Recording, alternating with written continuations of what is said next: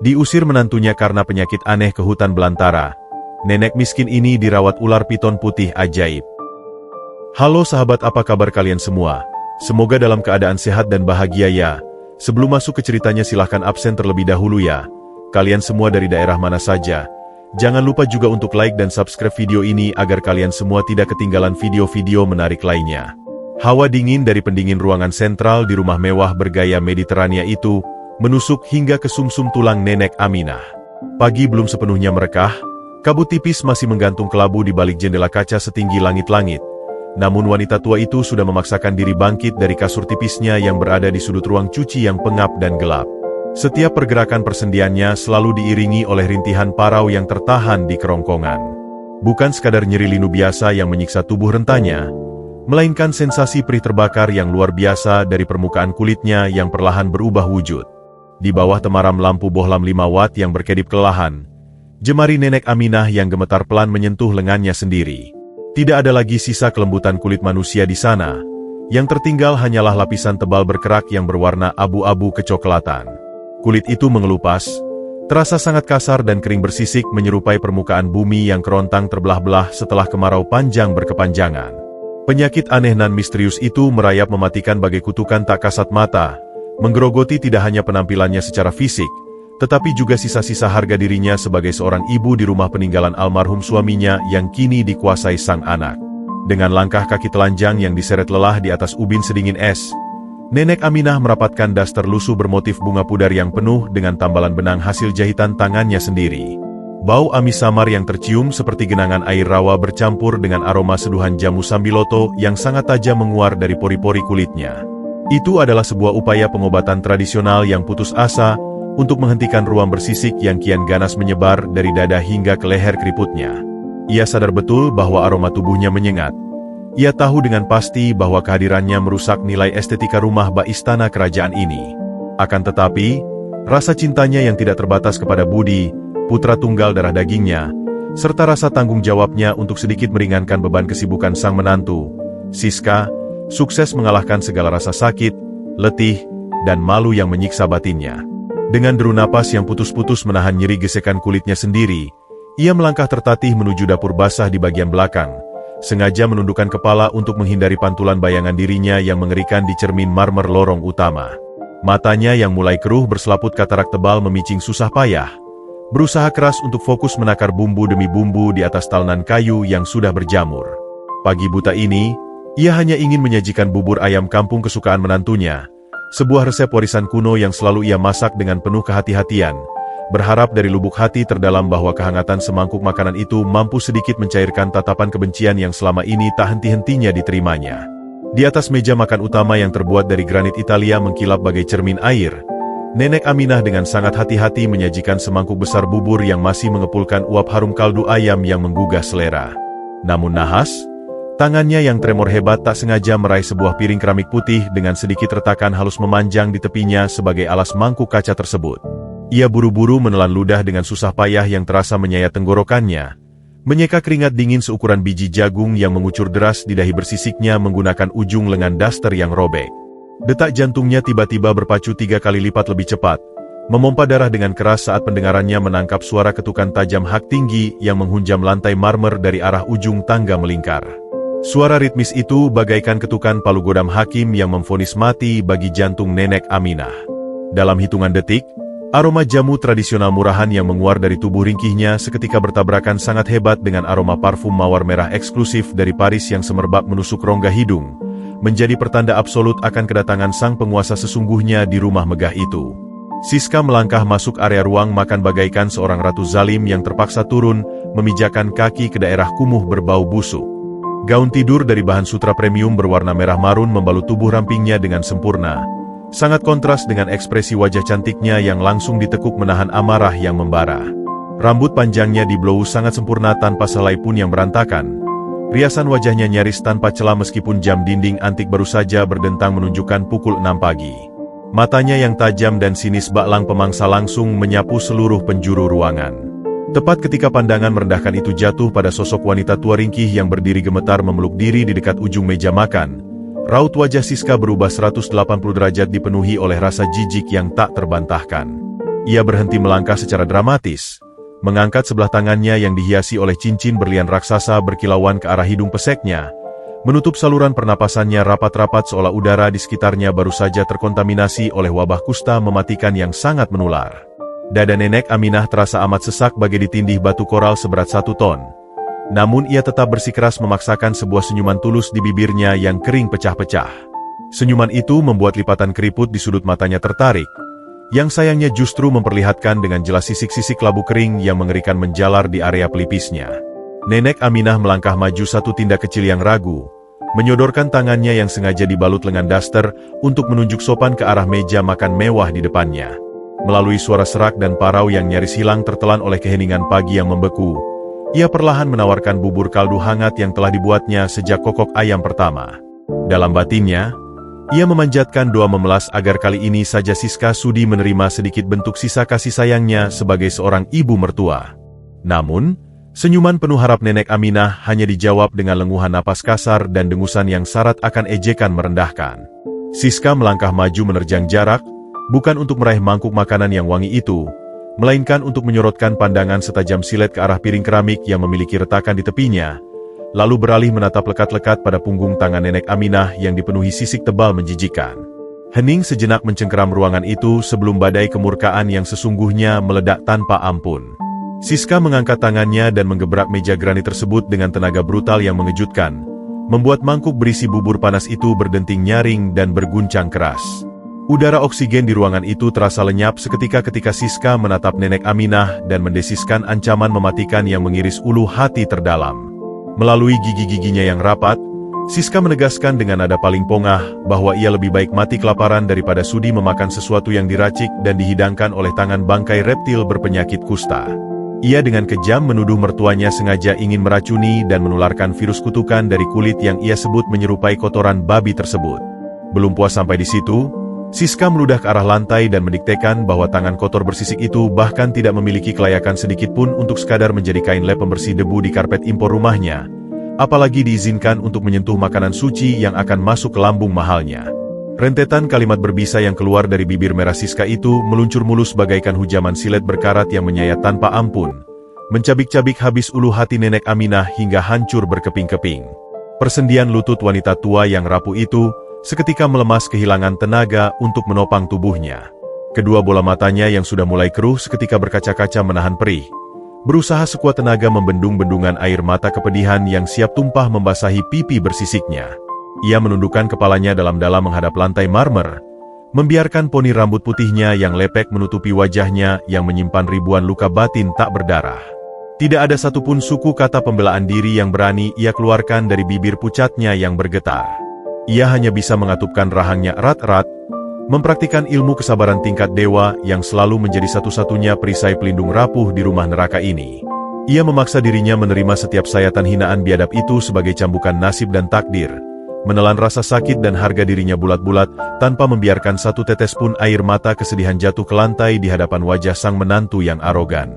Siska, yang merasa dahaga superioritas arogansinya sama sekali belum terpuaskan setelah melihat ketidakberdayaan diam ibu mertuanya, tiba-tiba mengayunkan tangannya dengan beringas ke arah tengah meja.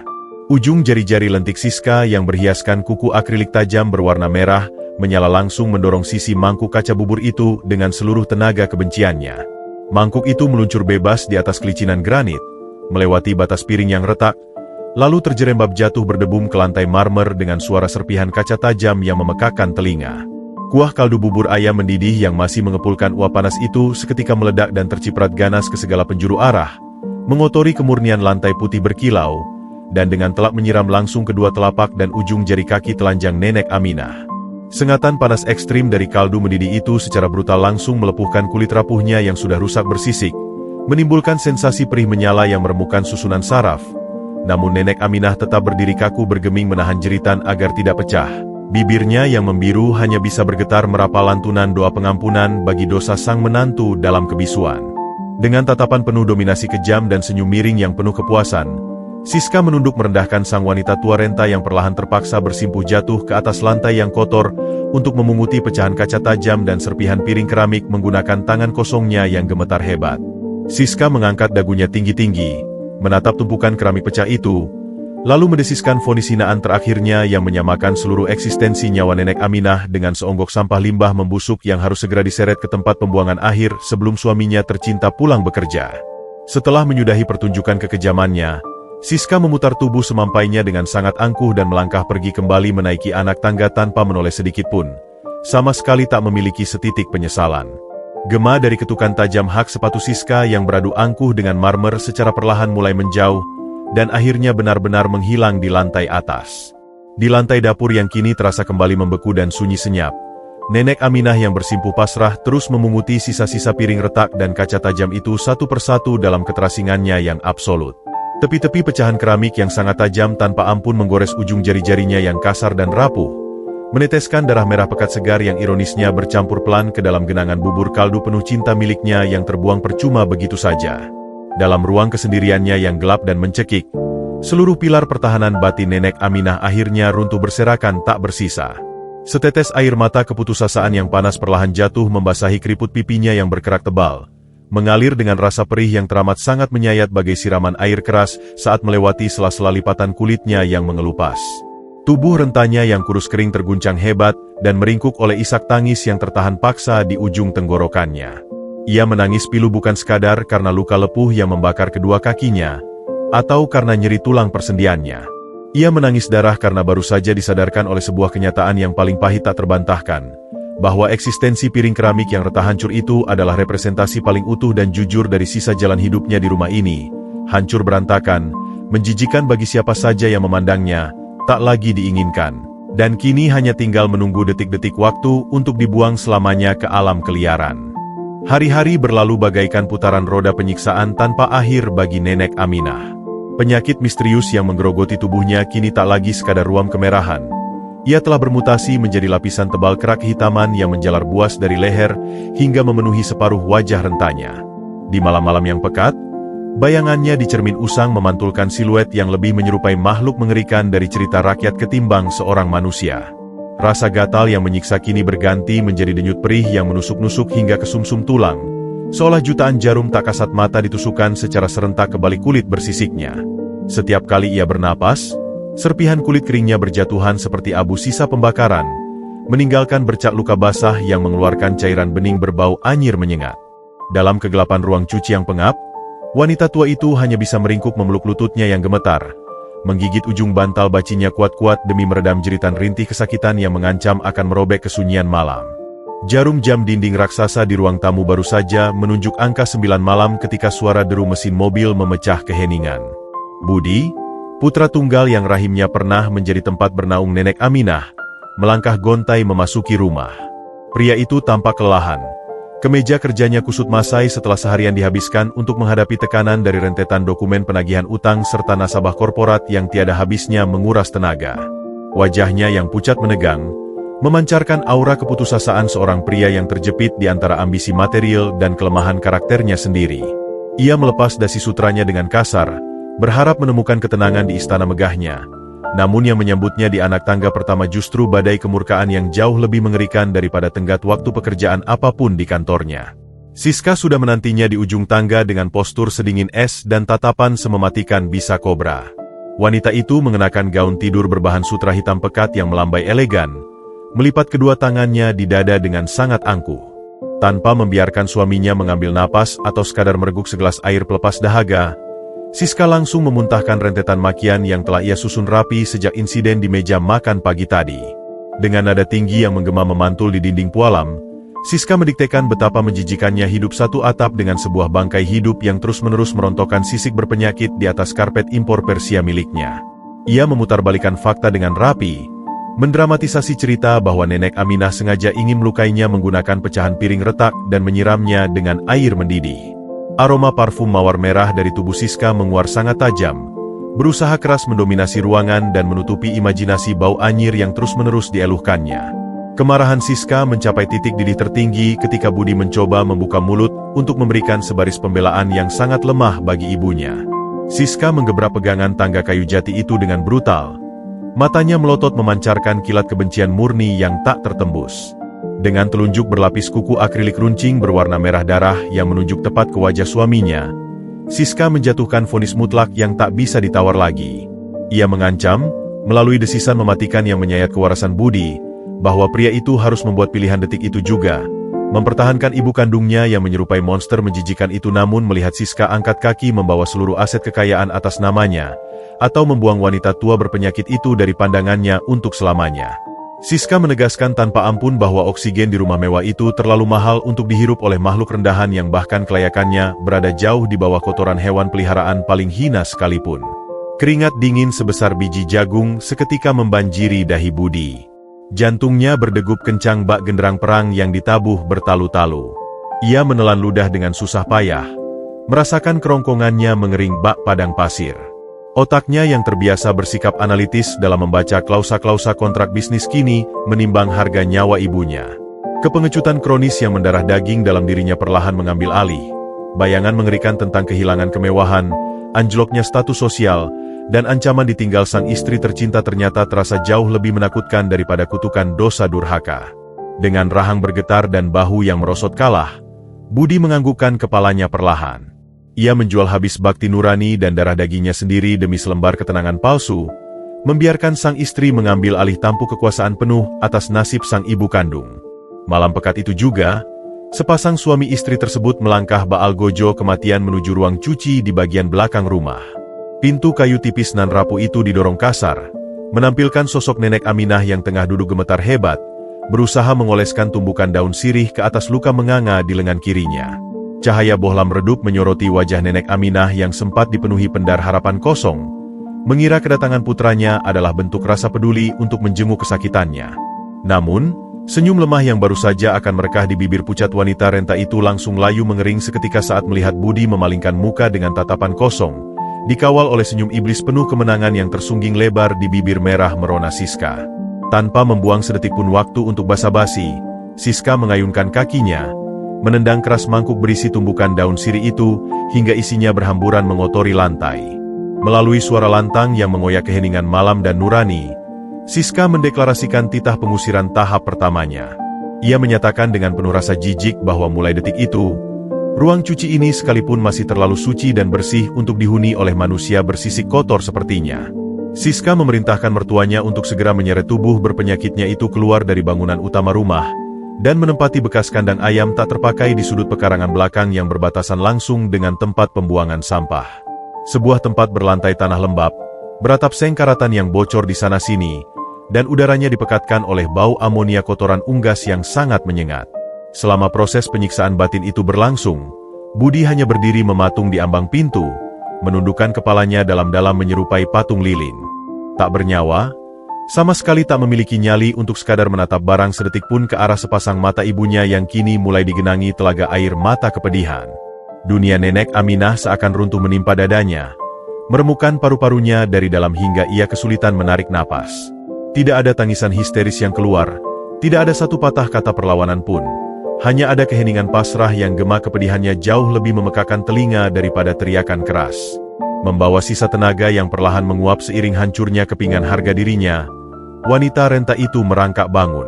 Kedua telapak kakinya yang masih dipenuhi luka lepuh kemerahan dipaksakan melangkah memapah beban tubuhnya sendiri. Ia berjalan tertatih bagai mayat hidup melewati lorong dapur, melangkah keluar melalui pintu belakang, dan seketika langsung disambut oleh tamparan brutal angin malam yang membekukan tulang persendiannya. Kegelapan pekarangan belakang seolah membuka rahangnya, menelan tubuh rapuh itu hidup-hidup. Setiap langkah gontai yang menyeret di atas kerikil tajam halaman, adalah sebuah simfoni penderitaan paling pilu dari seorang ibu yang rela dibuang bak sampah oleh buah hati yang dulu ia timang. Aroma busuk tumpukan sampah dan debu kotoran ayam kering secara agresif langsung menyergap indera penciuman Nenek Aminah, saat ia menjejakkan kaki telanjangnya ke atas lantai tanah liat di dalam kandang sempit pembawa petaka tersebut. Jaring kawat berkarat yang mengelilingi tempat itu berdiri kokoh bak jeruji penjara beringas, mengisolasi dirinya dari sisa-sisa peradaban kemanusiaan. Ia membiarkan tubuh kurusnya rubuh ke atas tumpukan jerami apek di sudut ruangan, membiarkan hawa dingin dari tanah liat basah meresap ganas ke dalam pori-pori lukanya yang menganga. Dari sela-sela atap seng yang berlubang dimakan karat, seberkas cahaya rembulan pucat jatuh tepat menyoroti wajah bersisiknya yang terlihat sangat tragis. Di tempat pengasingan kumuh yang bahkan anjing liar pun enggan memasukinya ini, Nenek Aminah memejamkan mata kataraknya erat-erat. Setetes air mata yang terasa sangat perih layaknya cairan timah panas meluncur turun membelah pipinya. Bukan karena ia menangisi dinginnya angin malam atau rasa sakit luar biasa di kulitnya, melainkan menangisi kematian tragis hati nurani putra kandungnya. Di dalam kerangkeng unggas yang kotor ini, ia bernapas dalam senyap, menanti fajar tanpa sedikit pun menyadari bahwa badai takdir yang jauh lebih mengerikan telah bersiap menantinya untuk menendangnya ke kedalaman hutan belantara. Langit malam itu seolah ikut murka, menggemakan jeritan keputusasaan yang tertahan di tenggorokan Nenek Aminah. Awan hitam pekat bergulung-gulung ganas menutupi pendaran rembulan, memuntahkan tirai hujan badai yang menderu memekakkan telinga. Di dalam bilik kandang ayam yang reot, air hujan yang sedingin es mulai menembus tanpa ampun melalui lubang-lubang atap seng berkarat, menciptakan genangan lumpur bercampur kotoran unggas yang langsung merendam telapak kaki wanita renta tersebut. Setiap kali kilat menyambar membelah cakrawala, cahaya putihnya yang menyilaukan menyoroti kondisi Nenek Aminah yang sangat mengenaskan. Tubuh kurusnya yang hanya dibalut daster lusuh basah kuyup itu menggigil hebat, bergetar tak terkendali saat hawa dingin yang brutal menusuk hingga ke sumsum tulangnya yang rapuh. Namun, siksaan udara dingin itu tidak sebanding dengan rasa perih yang luar biasa dari sekujur kulit bersisiknya. Air hujan yang bercampur dengan amonia kotoran menyusup masuk ke dalam celah-celah kulitnya yang mengelupas dan luka-luka lepuhnya, menciptakan sensasi terbakar yang meremukkan kewarasan. Ia merapatkan kedua lututnya ke dada, memeluk dirinya sendiri dalam upaya sia-sia untuk mencari setitik kehangatan, sementara bibirnya yang pucat pasi dan bergetar terus menggumamkan doa-doa perlindungan yang teredam oleh gemuruh guntur. Di tengah raungan badai yang kian mengganas, sayup-sayup terdengar deru mesin diesel kasar yang mendekat, diikuti oleh sorotan tajam lampu sorot kendaraan yang menembus kegelapan pekarangan belakang. Nenek Aminah menyipitkan mata kataraknya yang pedih akibat cipratan air berlumpur. Jantungnya tiba-tiba berdegup liar, memompa darah dengan kecepatan yang menyakitkan saat ia melihat siluet tiga sosok manusia berjalan menembus hujan ke arah kandangnya. Siska, sang ratu rumah tangga yang mengenakan mantel hujan transparan tebal nan mewah, berjalan di barisan paling depan dengan langkah penuh dominasi iblis, sementara seorang pria berotot sewaan memegang payung besar untuk melindunginya. Di belakang mereka, Budi berjalan gontai, menundukkan kepalanya dalam-dalam menyembunyikan wajah pengecutnya dari rintik badai maupun dari tatapan sang ibu. Tiba-tiba, pintu kawat kandang ditarik paksa hingga engselnya yang berkarat putus dan terpelanting ke tanah lumpur. Siska berdiri di ambang pintu dengan sapu tangan sutra menutupi hidungnya, menatap mertuanya bak melihat bangkai hewan berpenyakit rabies yang siap menularkan wabah mematikan ke seluruh penjuru bumi. Tanpa membuang satu detik pun untuk belas kasihan, Siska memberikan isyarat dingin menggunakan ujung jari lentiknya yang dihiasi cincin berlian. Pria berotot sewaan itu langsung merangsek masuk. Tangannya yang kasar menyeret lengan Nenek Aminah tanpa ampun, mengabaikan rintihan kesakitan yang lolos dari bibir renta wanita itu saat cengkraman kasar tersebut merobek beberapa lapis kulit bersisiknya yang kering. Nenek Aminah diseret keluar menembus lumpur, kakinya yang penuh luka lepuh terantuk batu-batu kerikil tajam, meninggalkan jejak darah yang langsung tersapu oleh derasnya hujan. Budi hanya berdiri mematung membelakangi mereka, bahunya bergetar, namun mulut pengecutnya tertutup rapat seperti dikunci mati oleh iblis. Di ujung pekarangan, sebuah mobil bak terbuka reot dengan bak besi berkarat yang sudah dimakan usia telah menunggu, menderu-deru kasar seolah bersiap mengantar korban persembahan menuju neraka jahanam. Melalui desisan tajam yang mampu memotong derasnya suara hujan badai, Siska memerintahkan anak buahnya untuk melemparkan makhluk pembawa sial itu ke atas bak terbuka tersebut, menjauhkan bau kotoran babi itu dari radius kehidupannya yang sempurna sesegera mungkin. Nenek Aminah diangkat secara kasar dan dilemparkan begitu saja bagai sekarung rongsokan tak bernilai. Tubuh rentanya menghantam lantai bak besi yang keras dan dingin bergenang air lumpur, menciptakan bunyi debum yang menyayat hati disusul erangan tertahan dari tenggorokannya. Ia mencoba mengangkat kepalanya, mengulurkan sebelah tangannya yang gemetar parah dan berdarah ke arah Budi, berharap sepercik nurani putranya akan terbangun. Namun, Budi malah memalingkan wajahnya dan buru-buru masuk ke kursi penumpang di dalam kabin mobil yang hangat. Siska melangkah ke sisi bak terbuka, menatap ke bawah dari balik perlindungan payungnya, lalu dengan senyum miring yang syarat akan kemenangan absolut, ia mendiktekan kutukan terakhirnya. Ia menyatakan dengan kejam bahwa mulai malam itu, wanita berpenyakit kusta itu bukan lagi manusia, melainkan santapan liar bagi para binatang buas di hutan, dan tak satu pun doa yang bisa menyelamatkan kulit menjijikannya dari kematian yang membusuk di alam liar. Mobil bak terbuka itu menyentak maju dengan kasar, meninggalkan pekarangan rumah mewah yang pernah menjadi satu-satunya tempat Nenek Aminah bernaung. Perjalanan malam itu adalah definisi murni dari siksaan neraka duniawi. Berada di ruang terbuka bak belakang mobil yang melaju kencang, tubuh Nenek Aminah dihantam tanpa ampun oleh cambukan angin badai yang membekukan darah dan butiran hujan lebat yang terasa bak ribuan peluru es menusuk pori-porinya. Setiap kali mobil menghantam lubang jalan yang menganga, tubuh kurusnya terlempar dan menghantam dinding besi yang kasar, menambah lebam biru keunguan di atas hamparan kulit abu-abu bersisiknya. Cairan karat dari bak mobil dan genangan air hujan bercampur menjadi racun mematikan yang menyengat setiap luka terbukanya, membuat wanita itu harus menggigit bibirnya sendiri hingga berdarah agar tidak menjerit histeris. Kegelapan perlahan menelan lampu-lampu jalan raya, digantikan oleh barisan pohon-pohon pinus raksasa yang menjulang tinggi menyeramkan di sisi jalan bagaikan barisan raksasa algojo yang menanti nyawanya. Mobil terus melaju membelah malam kelam, membawa Nenek Aminah semakin dalam ke jantung hutan belantara yang sama sekali tidak tersentuh cahaya peradaban manusia. Setelah lebih dari 1 jam disiksa oleh alam dan kebiadaban laju kendaraan, mobil itu akhirnya mengerem mendadak, membuat tubuh Nenek Aminah tergelincir membentur kabin besi. Mesin tetap menyala, menderu di tengah hutan yang suasananya begitu mencekam, gelap gulita, dan hanya diterangi oleh kilatan petir.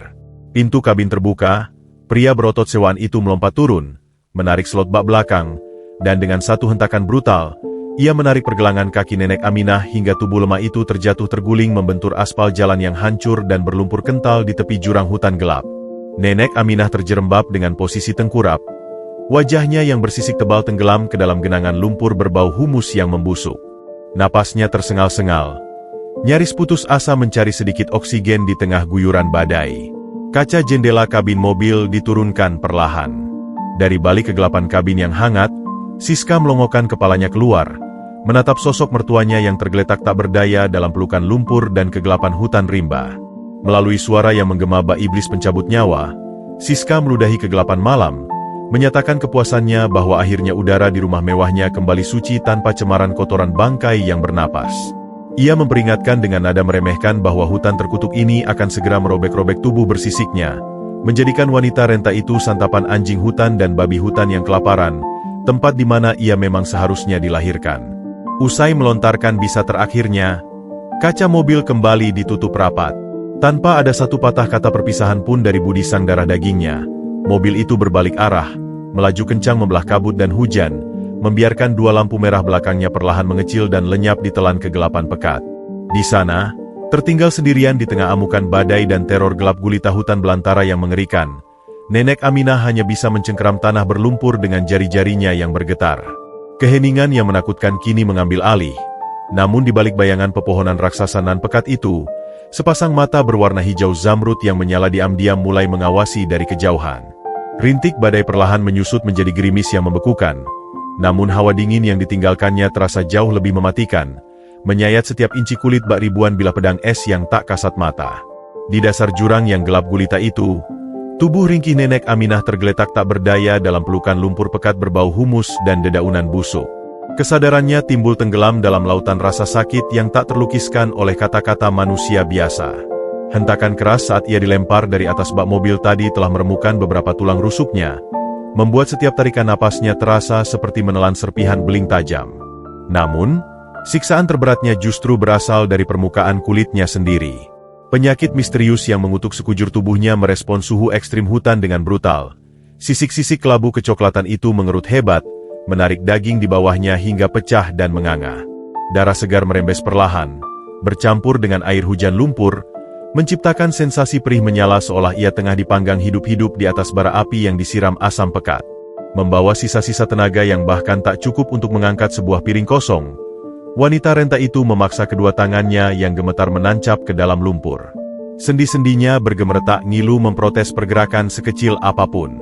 Ia menolak untuk menyerah pada kematian malam ini, bukan karena ia takut akan perjumpaan dengan Sang Pencipta, melainkan karena ia tidak ingin mayatnya ditemukan di pinggir jalan raya dan menjadi aib yang mempermalukan nama baik Budi, putra yang telah membuangnya bagai sampah. Dengan napas tersengal-sengal yang berembun di udara beku, Nenek Aminah merangkak dengan perutnya, menyeret tubuh bersisiknya menjauh dari sisa aspal menuju kepekatan jantung hutan belantara.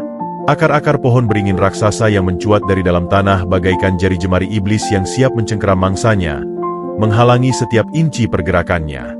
Ia terus merayap hingga menemukan ceruk sempit di bawah celah akar sebuah pohon tumbang yang membusuk, menyembunyikan dirinya dari terjangan angin malam yang buas. Fajar menyingsing dengan sangat enggan, hanya mengirimkan seberkas cahaya ke abu-abuan pucat yang gagal menembus kanopi dedaunan raksasa di atasnya.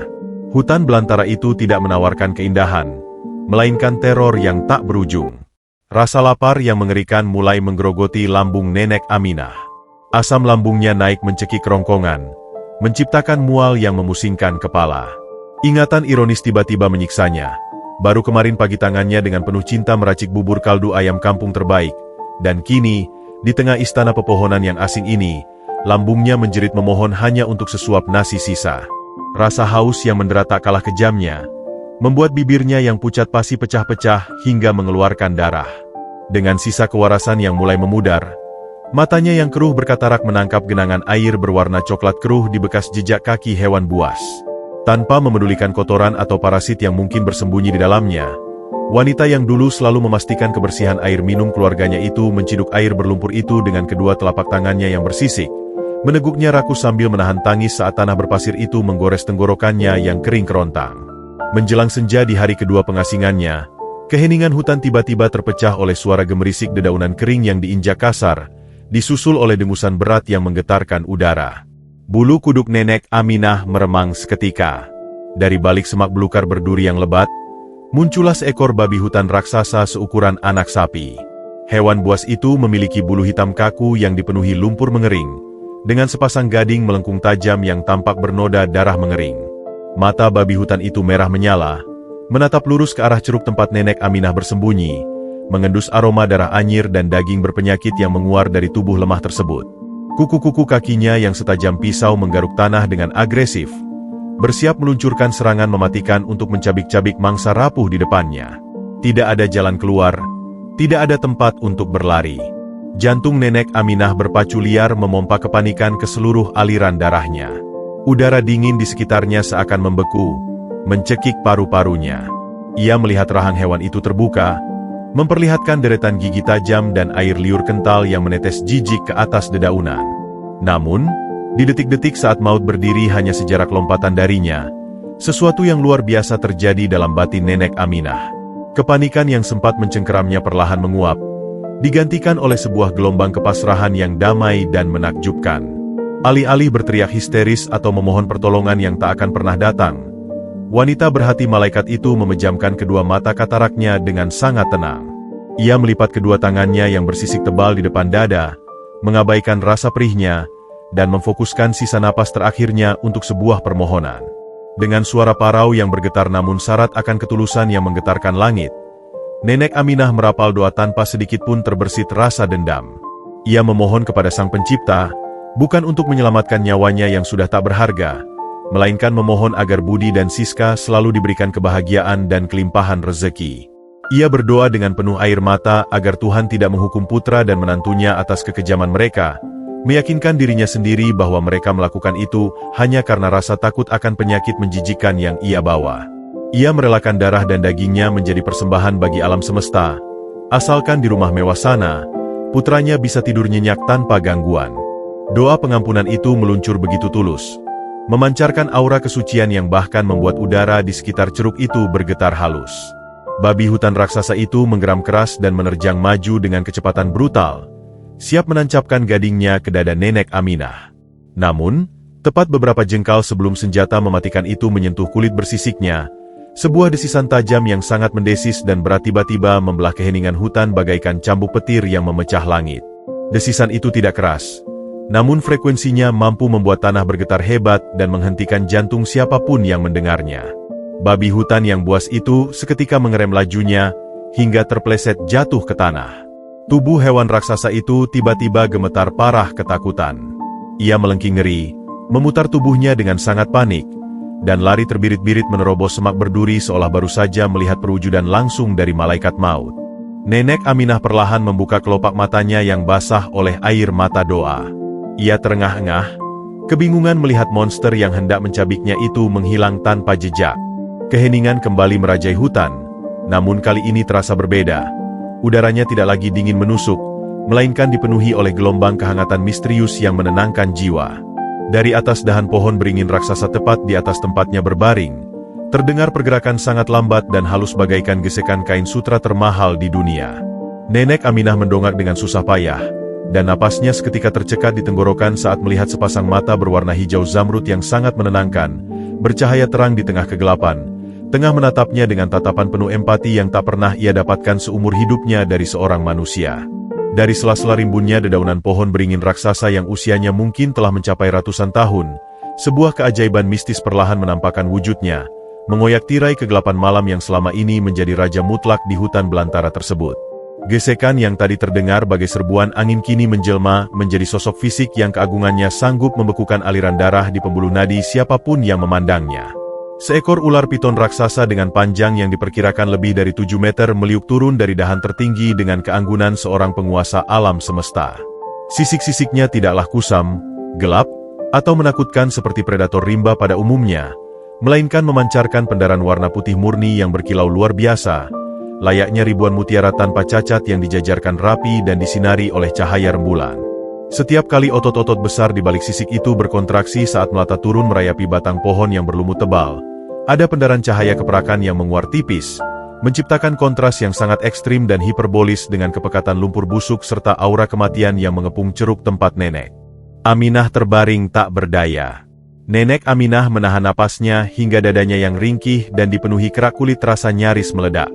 Sepasang bola mata kataraknya yang keruh dipaksa melebar maksimal, tak sanggup berkedip menyaksikan manifestasi nyata dari legenda penjaga rimba yang turun tepat di hadapannya. Mata makhluk itu, sepasang zamrud hijau yang menyala terang benderang dan seolah menyimpan kedalaman samudra serta kebijaksanaan ribuan tahun, kini menatap lurus menembus relung jiwa terdalam wanita renta tersebut. Nenek Aminah mengantisipasi datangnya terkaman maut sedetik lagi. Ia menunggu taring-taring melengkung yang setajam belati baja itu merobek lehernya, mengakhiri penderitaan duniawinya dengan satu gigitan mematikan yang mungkin jauh lebih cepat daripada rasa sakit akibat gerogotan penyakit kulit kutukan ini. Namun, di luar jangkauan dugaan akal sehat manusia, aura yang dipancarkan oleh monster raksasa itu bukanlah aura haus darah atau insting membunuh hewan buas yang liar. Udara di sekitar ceruk itu justru perlahan berubah menjadi hangat. Aroma anyir darah dan busuknya bangkai mendadak tersapu bersih, tergantikan oleh semerbak aroma bunga melati hutan yang sangat magis dan seketika menenangkan saraf-saraf yang tegang. Makhluk suci berlapis sisik mutiara itu kini telah sepenuhnya memijakan perutnya di atas tanah berlumpur. Tubuh raksasanya melingkar di hadapan ceruk sempit tempat Nenek Aminah meringkuk. Kepalanya yang besarnya menyamai ukuran sebuah televisi perlahan mendekat, bergerak dengan kelembutan yang sangat kontradiktif dengan ukuran tubuhnya yang mengerikan. Setiap inci pergerakannya tak menimbulkan suara gemerisik daun sedikitpun, seolah bumi sendiri menurunkan suhunya untuk menghormati setiap jejak langkah tak berkakinya. Nenek Aminah memejamkan mata, kepasrahan mutlak kembali mengambil alih. Ia tidak memiliki sisa tenaga, tidak memiliki senjata apapun, dan terlebih lagi, ia tidak lagi memiliki keinginan untuk melarikan diri dari takdir kematian. Ia merasa hidupnya yang hina ini mungkin memang diciptakan sebagai persembahan kurban penutup rasa laparnya sang predator agung. Namun, menit demi menit yang menegangkan berlalu bah hitungan abad di neraka, dan cabikan kematian yang ia tunggu tak kunjung tiba memutus urat nadinya. Sebaliknya, ia merasakan sebuah embusan napas yang hangat dan ritmis menyapu pelan wajahnya yang dipenuhi luka lepuh dan sisik abu-abu kecoklatan yang berdarah. Kelopak mata yang keriput dan bergetar hebat itu perlahan terbuka kembali. Pemandangan yang tersaji di depan matanya adalah mahakarya kelembutan di tengah neraka keputusasaan. Moncong ular raksasa itu hanya berjarak beberapa sentimeter dari wajah Nenek Aminah. Lidah cabangnya yang berwarna merah muda pucat menjulur keluar masuk dengan sangat lambat, mengecap molekul udara di sekitar wajah sang nenek, membaca seluruh kesedihan, penderitaan, dan kepedihan yang terukir di setiap retakan kulit pualamnya. Sang piton putih menundukkan kepalanya, menyentuhkan hidungnya yang sejuk dengan sangat hati-hati ke permukaan pipi Nenek Aminah. Pada detik magis persentuhan fisik pertama itulah, sebuah aliran energi yang luar biasa hangat merambat masuk melalui pori-pori kulit Nenek Aminah yang meradang parah. Perbedaan visual di antara keduanya sungguh menciptakan ironi yang menyayat kalbu. Di satu sisi, tubuh sang nenek dipenuhi kerak sisik berpenyakit layaknya monster buangan yang menjijikan dan dikutuk oleh peradaban kota. Di sisi lain, sang hewan buas memiliki sisik putih mulus bersinar yang jauh lebih indah dari permata mahkota kerajaan manapun di bumi. Sang manusia tampak seperti iblis berpenyakit akibat kutukan nasib, sementara sang hewan buas justru menjelma bak malaikat suci tanpa noda dosa. Air mata panas yang sejak tadi tertahan di pelupuk mata kataraknya akhirnya jebol tak terbendung. Mengalir deras membasahi pipinya dan jatuh menetes tepat ke atas sisik putih sang piton. Nenek Aminah menangis terseduh-seduh dalam diam. Tubuh kurusnya berguncang hebat oleh ledakan emosi yang menghancurkan sisa-sisa kewarasan batinnya. Ia menangis pilu bukan karena ketakutan yang mencekam sumsum tulang, melainkan karena sebuah kesadaran ironis yang menampar relung batinnya paling dalam. Di rumah mewahnya sendiri, darah dagingnya yang ia lahirkan dengan taruhan nyawa menolak untuk sekadar menatap wajahnya, membiarkannya membusuk memeluk lutut di kandang ayam yang penuh amonia kotoran, dan menantunya dengan jijik mutlak membuangnya seolah ia adalah limbah beracun yang mengotori udara kota. Namun di sini, di jantung kegelapan hutan belantara yang kejam dan tak kenal ampun, seekor monster pemangsa puncak yang seharusnya menjadi algojo pencabut nyawanya justru memberikan sentuhan pertama yang penuh dengan belas kasih murni. Sebuah empati tanpa syarat yang bahkan tak pernah ia rasakan lagi selama bertahun-tahun hidup di antara manusia yang mengklaim diri mereka beradab. Didorong oleh dorongan batin yang tak dapat dijelaskan oleh logika medis maupun akal sehat, lengan nenek Aminah yang penuh luka berkerak dan bersimbah darah lumpur itu perlahan terangkat dari atas tanah. Setiap milimeter pergerakan lengannya memicu jeritan protes dari sendi-sendinya yang membeku dan otot-ototnya yang nyaris mati, menciptakan sensasi perih menyayat daging saat kerak-kerak kulitnya bergesekan dan merobek jaringan basah di bawahnya. Namun, kemauan keras dari rohnya menaklukkan kelemahan ragawi tersebut. Ia menahan ringisan rasa sakitnya dengan menggigit kuat-kuat bibir pucatnya, hingga darah segar mengecap rasa besi di ujung lidahnya. Tangan kanannya yang gemetar parah, dengan jari-jari yang ujungnya membiru kedinginan dan dipenuhi luka gores aspal kasar, terulur dengan sangat lambat membelah udara di antara mereka, mencoba menjangkau keagungan yang ada di hadapannya. Sang piton putih sama sekali tidak menarik diri, atau menunjukkan postur agresif menyerang balik. Ular raksasa itu justru memiringkan kepalanya sedikit ke bawah, seolah dengan sengaja menyambut dan mempermudah tangan lemah yang syarat akan luka infeksi itu untuk menyentuh mahkotanya. Ketika telapak tangan nenek Aminah yang kasar, bernanah, dan bersisik itu akhirnya mendarat di atas kepala sang piton putih, ledakan katarsis emosional membanjiri ruang batinnya secara total. Permukaan sisik piton itu terasa luar biasa halus, dingin di permukaan namun memancarkan kehangatan batin yang mengalirkan ketenangan spiritual langsung ke pusat jantungnya yang lelah berdetak. Nenek Aminah mengusap kepala makhluk raksasa itu dengan gerakan melambat yang syarat makna, mencurahkan seluruh sisa-sisa kasih sayang dan kelembutan seorang ibu yang tidak lagi diinginkan oleh anak kandungnya sendiri. Melalui suara yang lebih berupa hembusan napas parau, serak, dan putus-putus akibat gesekan dehidrasi parah di kerongkongannya, Nenek Aminah membisikkan dialog batinnya yang paling rapuh ke telinga alam semesta. Ia bergumam lirih merintih kepada sang ular, mencurahkan pengakuannya bahwa takdir mereka di dunia fana ini mungkin sama sekali tidak berbeda. Mereka berdua sama-sama dijauhi, sama-sama ditakuti, dan dianggap sebagai sebuah wujud kutukan menjijikan bagi pandangan mata manusia egois yang merasa diri mereka adalah makhluk paling sempurna. Ia menyatakan melalui derai air mata darahnya bahwa jika memang Sang Pencipta mengirimkan piton agung ini sebagai malaikat penjemput nyawanya malam ini, ia akan menerimanya dengan rengkuhan rasa syukur yang tak terhingga nilainya, karena mati dihancurkan dalam rahang makhluk suci ciptaan Tuhan yang sudi menyentuhnya dengan lembut. Rasanya jauh lebih terhormat daripada mati membusuk perlahan dalam siksaan dan penolakan kejam anak kandungnya sendiri. Kalimat-kalimat lirih yang meluncur keluar dari hati paling hancur di muka bumi itu seolah dipahami seutuhnya oleh sang penjaga rimba yang agung. Mata Zamrud Piton itu berkedip perlahan, memancarkan kesenduan yang luar biasa dalam dan menyentuh. Bukannya membuka rahang untuk menelan mangsa rapuh itu, sang ular justru menggerakkan otot-otot raksasanya dengan magis, melingkarkan sebagian besar tubuh mutiaranya yang bercahaya itu untuk membentuk benteng pertahanan mutlak di sekeliling ceruk sempit nenek Aminah, secara efektif menghalau sisa-sisa badai angin malam yang siap membekukan darah. Kepala piton itu kemudian menyusup dengan penuh kehati-hatian ke bawah lengan nenek Aminah, membiarkan tubuh ringkih berpenyakit dan berbau anyir itu bersandar sepenuhnya pada kehangatan badannya yang masif dan menenangkan. Di malam durjana di mana kebiadaban peradaban manusia mencapai titik terendahnya dengan membuang seorang ibu kandung ke rahang kematian, hukum alam membalikan logikanya secara absolut. Alam liar justru menyambutnya, merengkuhnya dengan sayap perlindungan abadi. Di bawah naungan cahaya rembulan pucat yang mulai berhasil menembus celah dedaunan, berselimutkan kehangatan dari tubuh monster mematikan bersisik mutiara yang kini bertekad menjadi malaikat pelindungnya.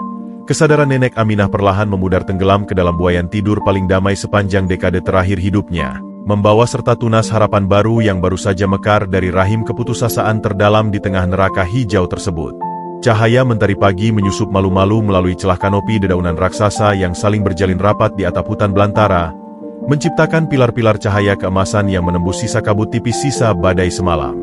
Kicauan burung-burung liar mulai bersahut-sahutan, memecah keheningan mistis yang menyelimuti altar alam tak terjamah tersebut. Di dasar ceruk akar pohon beringin purba yang lembab, Nenek Aminah perlahan menarik kesadarannya dari alam mimpi. Tidak ada sentakan kaget, tidak ada kepanikan yang mencengkeram dadanya. Yang ada hanyalah sebuah sensasi kehangatan yang luar biasa menenangkan, mengalir bagai aliran sungai kecil tak kasat mata yang meresap ke dalam tulang-tulang rentanya yang ringkih. Saat kelopak matanya yang dipenuhi kerak mengelupas itu terbuka dengan susah payah, ia mendapati dirinya tidak tergeletak membeku di atas lumpur busuk seperti yang ia perkirakan semalam. Alih-alih, tubuh kurusnya yang dibalut daster basah dan robek itu, kini tengah berada tepat di tengah-tengah gulungan raksasa bersisik putih mutiara. Sang Ratu Piton Putih telah mendedikasikan sisa malamnya untuk menjadi selimut hidup bagi wanita malang tersebut, melingkari tubuh Nenek Aminah dalam formasi perlindungan absolut yang berhasil menghalau angin beku dan predator malam. Setiap kali makhluk agung itu bernapas, otot-otot besarnya beringsut dengan sangat lembut, meninabobokan sisa-sisa trauma yang merusak kewarasan sang nenek.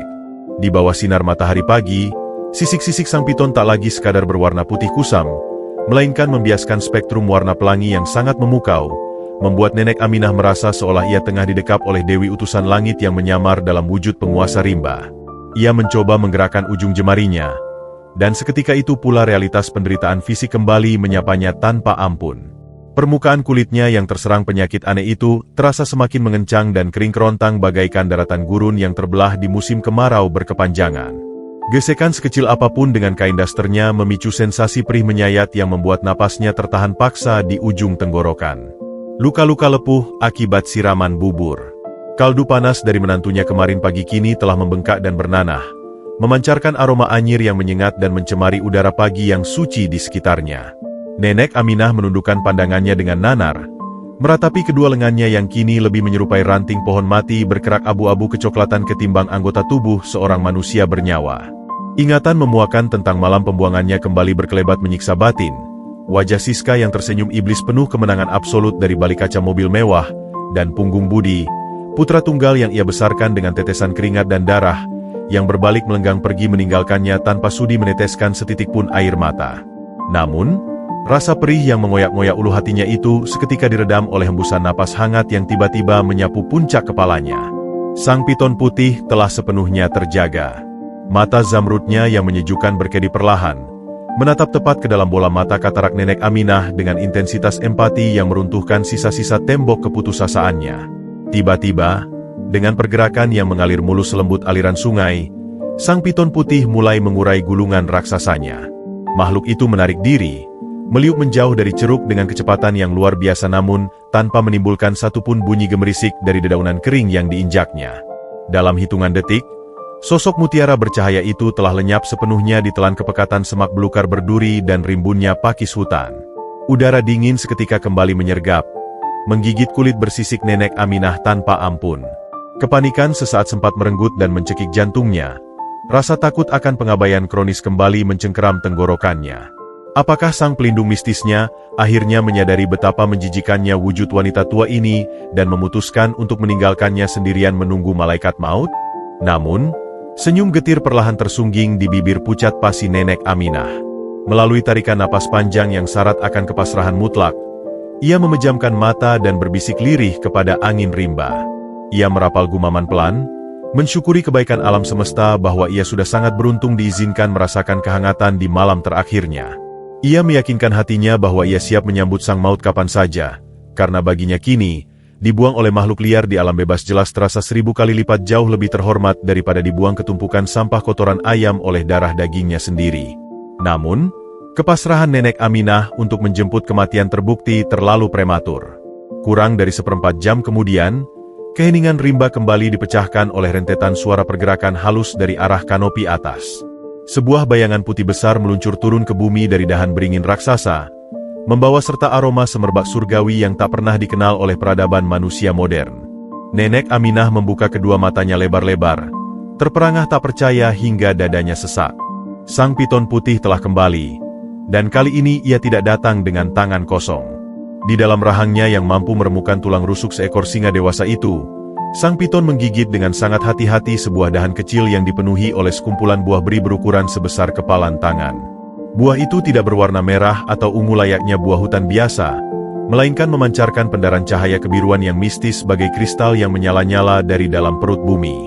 Tidak hanya itu, di antara himpitan rahang sang piton yang kokoh, terselip pula gulungan daun-daun lebar berwarna ungu pekat kehitaman yang teksturnya menyerupai beludru tebal termewah, memancarkan aroma manis bercampur sensasi mint yang sangat kuat hingga berhasil menetralisir dan menutupi bau anyir busuk dari luka-luka Nenek Aminah secara instan.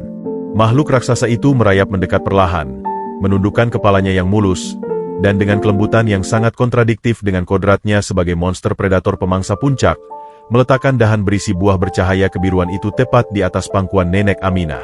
Sang ular kemudian menggunakan ujung moncongnya yang dingin untuk menyenggol perlahan lengan wanita tua itu, memberikan instruksi bisu yang sangat jelas bahwa makanan surgawi itu ditujukan khusus untuknya. Nenek Aminah, yang lambungnya telah menjerit meronta-ronta menahan perihnya asam lambung kelaparan sejak 2 hari lalu, perlahan mengulurkan jemarinya yang bergetar hebat tak terkendali. Ia memetik satu buah biru yang terasa hangat dan berdenyut pelan di telapak tangannya seolah memiliki detak jantungnya sendiri. Saat gigitan pertama menembus kulit tipis buah tersebut, air mata Nenek Aminah seketika tumpah membanjiri pipinya. Sari buah manis beraroma nektar dewa meledak dahsyat di dalam rongga mulutnya, membasahi kerongkongannya yang kering kerontang layaknya padang pasir.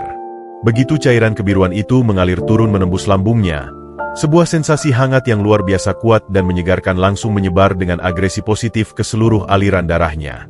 Rasa letih kronis, lesu, dan pusing yang sejak tadi menyiksa kewarasan otaknya menguap begitu saja tak berbekas, digantikan oleh lonjakan energi kehidupan murni yang membuat organ-organ internalnya kembali bernyanyi mensyukuri anugerah kehidupan. Setelah memastikan Nenek Aminah menghabiskan seluruh buah ajaib tersebut hingga tak bersisa, sang piton putih memulai fase kedua dari ritual pertolongan sucinya. Ular raksasa itu melepaskan gulungan daun ungu pekat ke atas sebuah batu ceper berlumut di mulut ceruk. Dengan menggunakan bagian bawah rahangnya yang sekeras baja murni, sang piton mulai melumat daun-daun berbulu beludru tersebut secara berulang-ulang, menghancurkan serat-serat kasarnya hingga daun-daun eksotis itu berubah wujud menjadi pasta kental yang mengeluarkan getah berwarna hijau zamrud menyala. Ular itu kemudian menyusupkan kepalanya ke bawah dedaunan pakis liar, untuk menampung embun pagi murni yang sama sekali belum tersentuh paparan sinar matahari, mencampurkannya secara saksama ke dalam lumatan daun ungu tersebut, hingga konsistensinya menjadi sempurna bagaikan salep pengobatan kualitas dewa yang dijamin tidak akan pernah bisa direplikasi oleh teknologi farmasi termutakhir dan termahal ciptaan peradaban manusia manapun. Jantung Nenek Aminah berdebar kencang memompa darah saat melihat kepala raksasa bersisik mutiara itu kembali mendekatinya. Kali ini dengan moncong yang dipenuhi oleh pasta herbal hijau zamrud yang wanginya menusuk sukma. Tanpa ragu barang sedetik pun, sang piton putih menyentuhkan moncongnya secara langsung ke permukaan lengan Nenek Aminah yang dipenuhi kerak sisik berdarah dan luka nanah yang terbuka. Ular itu dengan sangat hati-hati, presisi, dan telaten mulai mengoleskan ramuan magis tersebut ke seluruh area kulit yang melepuh, meratakan pasta hijau menyala itu ke seluruh permukaan luka dengan tingkat gesekan yang jauh lebih lembut daripada usapan bulu angsa atau selembar kain sutra. Di detik pertama ramuan itu menyentuh jaringan kulit matinya, Nenek Aminah sempat memejamkan mata erat-erat, bersiap menahan raungan rasa perih yang biasa menyiksanya setiap kali ia mengoleskan salep obat medis murahan di rumah mewahnya dulu. Namun, yang terjadi adalah sebuah mukjizat yang menghancurkan hukum logika fana. Tidak ada sensasi api terbakar. Sebaliknya, gelombang hawa dingin bagaikan balok es murni yang menyejukkan langsung menyerap agresif masuk menembus pori-porinya, membekukan dan mematikan seluruh saraf rasa sakit secara seketika. Sensasi gatal yang mencekik tulang dan rasa perih yang merobek-robek daging itu lenyap tanpa jejak, digantikan secara total oleh kedamaian nirwana yang membuat seluruh otot wajah rentanya mengendur penuh kelegaan yang luar biasa. Sentuhan demi sentuhan magis terus diberikan oleh sang malaikat bersisik mutiara itu, meratakan obat ajaib tersebut secara merata dari ujung jemari kaki yang melepuh mengenaskan tersiram kaldu bubur panas, hingga kelipatan leher dan wajah keriput Nenek Aminah yang dipenuhi kerak penyakit paling memalukan. Dalam setiap sapuan moncong sang ular raksasa, ada sebuah tali koneksi batin tak kasat mata yang tersambung semakin kuat dan absolut di antara dua entitas yang sangat berbeda wujud tersebut. Nenek Aminah menatap lurus menembus kedalaman mata zamrud sang piton yang bening bagai cermin, memantulkan bayangan dirinya yang hina dan penuh lumpur. Pada titik ini, Wanita ringkih itu sama sekali tidak mampu lagi menahan bendungan emosinya yang memuncak ke ubun-ubun. Isak tangis pilu yang selama ini ia kunci rapat-rapat dalam ruang gelap di kediaman mewah Siska akhirnya meledak pecah, bergema memantul di antara pepohonan rimba belantara. Ia mengangkat tangan kanannya yang kini telah terlapisi sepenuhnya oleh salib hijau menyejukkan, meletakkannya di atas mahkota kepala sang ular raksasa dengan penuh rasa penghormatan surgawi tertinggi. Melalui derai tangis air mata bahagia dan suara sengau parau yang terus-menerus diselipi isakan napas yang tersendat, ia mencurahkan isi hatinya yang paling hancur berantakan. Ia menyatakan di hadapan semesta betapa ironis dan gilanya dunia ini, saat Siska dan Budi, manusia-manusia kaya raya berpakaian rapi dan berparfum mahal dari Paris justru memiliki hati yang membusuk penuh belatung kesombongan iblis. Sementara seekor monster hutan raksasa buas yang ditakuti seluruh umat manusia ini justru memiliki kelembutan hati seputih malaikat langit yang sudi merengkuh dan menyembuhkan luka-luka bangkai hidup sepertinya dengan penuh ketulusan. Di bawah bayangan keagungan pohon beringin yang menjadi saksi bisu alam semesta, di tengah pusaran hutan yang sebelumnya ia yakini sebagai ladang algojo pencabut nyawanya, Nenek Aminah justru menemukan rumah yang sesungguhnya, sebuah istana cinta tanpa syarat di dalam dekapan pengayoman sang Ratu Piton Putih.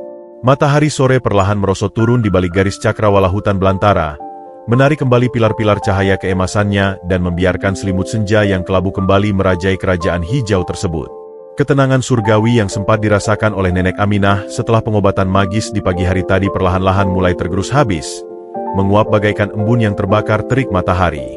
Kelegaan luar biasa yang dibawa oleh pasta herbal zamrud racikan sang Piton Putih ternyata hanyalah sebuah jeda singkat, sebuah gencatan senjata sementara sebelum penyakit misterius kutukan itu melancarkan serangan balasan pamungkasnya yang paling brutal dan tak kenal ampun.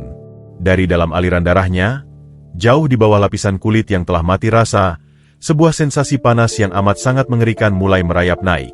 Hawa panas itu tidak terasa seperti demam biasa, melainkan menyerupai aliran lahar cair mendidih yang sengaja disuntikan langsung ke dalam sumsum tulang belakangnya, membakar setiap jaringan saraf yang dilewatinya dengan intensitas siksaan yang merobek-robek sisa kewarasan. Nenek Aminah mulai menggigil hebat, tubuh ringkihnya bergetar tak terkendali di atas hamparan dedaunan kering, sementara keringat dingin sebesar biji jagung mengucur deras membanjiri dahi dan lehernya, mencuci bersih sisa-sisa salep herbal yang perlahan kehilangan kesaktiannya melawan bisa kutukan tersebut. Serangan balik penyakit itu memanifestasikan dirinya dengan cara yang paling horor dan memuakkan secara visual. Lapisan kulit bersisik abu-abu kecoklatan yang menutupi sekujur lengan, dada, hingga wajah Nenek Aminah tiba-tiba mengeras dengan kecepatan yang tidak wajar. Kerak-kerak tebal itu mengering parah, kehilangan seluruh elastisitasnya, dan mulai menyusut mencekik daging yang ada di bawahnya. Sensasi tarikan itu begitu kuat hingga membuat Nenek Aminah merasa seolah tubuhnya sedang diremukan di dalam sebuah alat pres besi raksasa. Dan kemudian, hal yang paling ditakutkannya pun terjadi. Terdengar suara robekan halus yang mengerikan saat kerak-kerak sisik itu akhirnya menyerah pada ketegangan dan mulai pecah meledak. Retakan-retakan dalam menganga lebar di sekujur lengan dan kakinya, membelah permukaan kulitnya bagaikan daratan bumi yang terbelah dua oleh gempa tektonik berkekuatan maha dahsyat. Dari balik celah-celah retakan yang menganga itu, darah kental berwarna merah kehitaman mulai merembes keluar, mengalir lambat menuruni lekuk tubuhnya dan menetes jatuh membasahi tanah humus di bawahnya. Bau anyir darah segar yang bercampur dengan aroma daging yang terinfeksi seketika menguar kuat, menutupi sisa wangi melati hutan dan memanggil kembali aura kematian yang pekat untuk mengepung ceruk tersebut. Setiap kali paru-parunya mengembang untuk menarik napas, kulit di area dadanya ikut meretak, memicu gelombang rasa sakit yang begitu absolut hingga membuat pandangan Nenek Aminah menjadi gelap gulita selama beberapa detik. Ia meremas tanah berlumpur dengan jari-jarinya yang berdarah, berusaha mencari pegangan kewarasan di tengah badai penderitaan yang menenggelamkannya.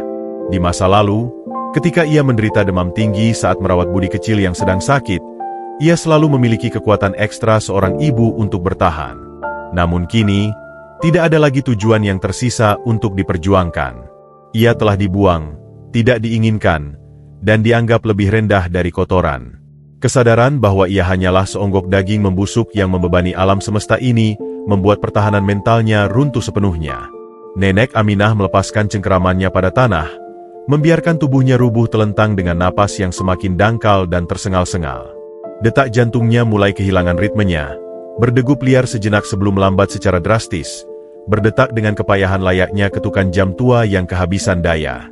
Ia tahu, dengan insting primal yang tak mungkin salah, bahwa malaikat maut kini telah berdiri tepat di ujung kakinya, siap mencabut nyawanya malam ini juga. Melihat kondisi manusia rapuh asuhannya yang memburuk secara drastis dan mengerikan, Sang Ratu Piton Putih merespons dengan tingkat kepanikan batin yang luar biasa. Monster pemangsa puncak yang biasanya bergerak dengan ketenangan dan keanggunan absolut itu, kini meliuk-liuk gelisah di sekitar ceruk. Ular raksasa bersisik mutiara itu menyodorkan kepalanya yang besar, mengendus genangan darah kental yang menetes dari tubuh Nenek Aminah, dan mengeluarkan desisan panjang yang bergetar penuh kesedihan, seolah ia tengah menangisi ketidakberdayanya melawan kutukan yang bersarang di dalam darah wanita tua itu. Sang Piton mencoba menyentuhkan moncongnya yang dingin ke pipi Nenek Aminah, berusaha menyalurkan kembali sisa-sisa energi kehidupannya. Namun kali ini sentuhan itu justru membuat Nenek Aminah meringis kesakitan akibat kulitnya yang sudah hancur lebur terkoyak retakan berdarah. Sang ular bahkan mencoba memuntahkan sisa buah beri kebiruan yang bercahaya itu ke tangan Nenek Aminah, memohon tanpa suara agar wanita itu menelannya. Namun, rahang Nenek Aminah telah terkunci rapat oleh rasa sakit yang melumpuhkan saraf motoriknya. Bibirnya membiru parah dan ia sama sekali tidak memiliki tenaga tersisa untuk mengunyah, apalagi menelan. Keagungan dan kekuatan fisik raksasa Sang Piton tiba-tiba terasa sama sekali tidak berguna di hadapan penyakit gaib yang menggerogoti dari dalam tersebut. Menyadari bahwa makhluk suci penjaga hutan itu tengah dilanda kesedihan yang mendalam atas kondisinya, Nenek Aminah memaksakan kedua bola matanya yang katarak dan bersimbah darah dari retakan di pelipisnya untuk terbuka. Ia menatap lurus ke dalam sepasang mata zamrud hijau yang kini tampak meredup dipenuhi keputusasaan itu. Melalui sebuah upaya supranatural yang menguras sisa mililiter terakhir energi kehidupannya, Nenek Aminah mengulurkan tangan kirinya yang gemetar dan berlumuran darah kental. Ia sama sekali tidak memedulikan rasa perih dagingnya yang terkelupas saat ia menyentuhkan telapak tangannya yang basah itu ke sisi wajah Sang Piton raksasa. Sentuhan itu tidak lagi diiringi oleh rasa takut atau canggung, melainkan sebuah pelukan batin dari seorang ibu yang sedang menenangkan anaknya yang sedang menangis.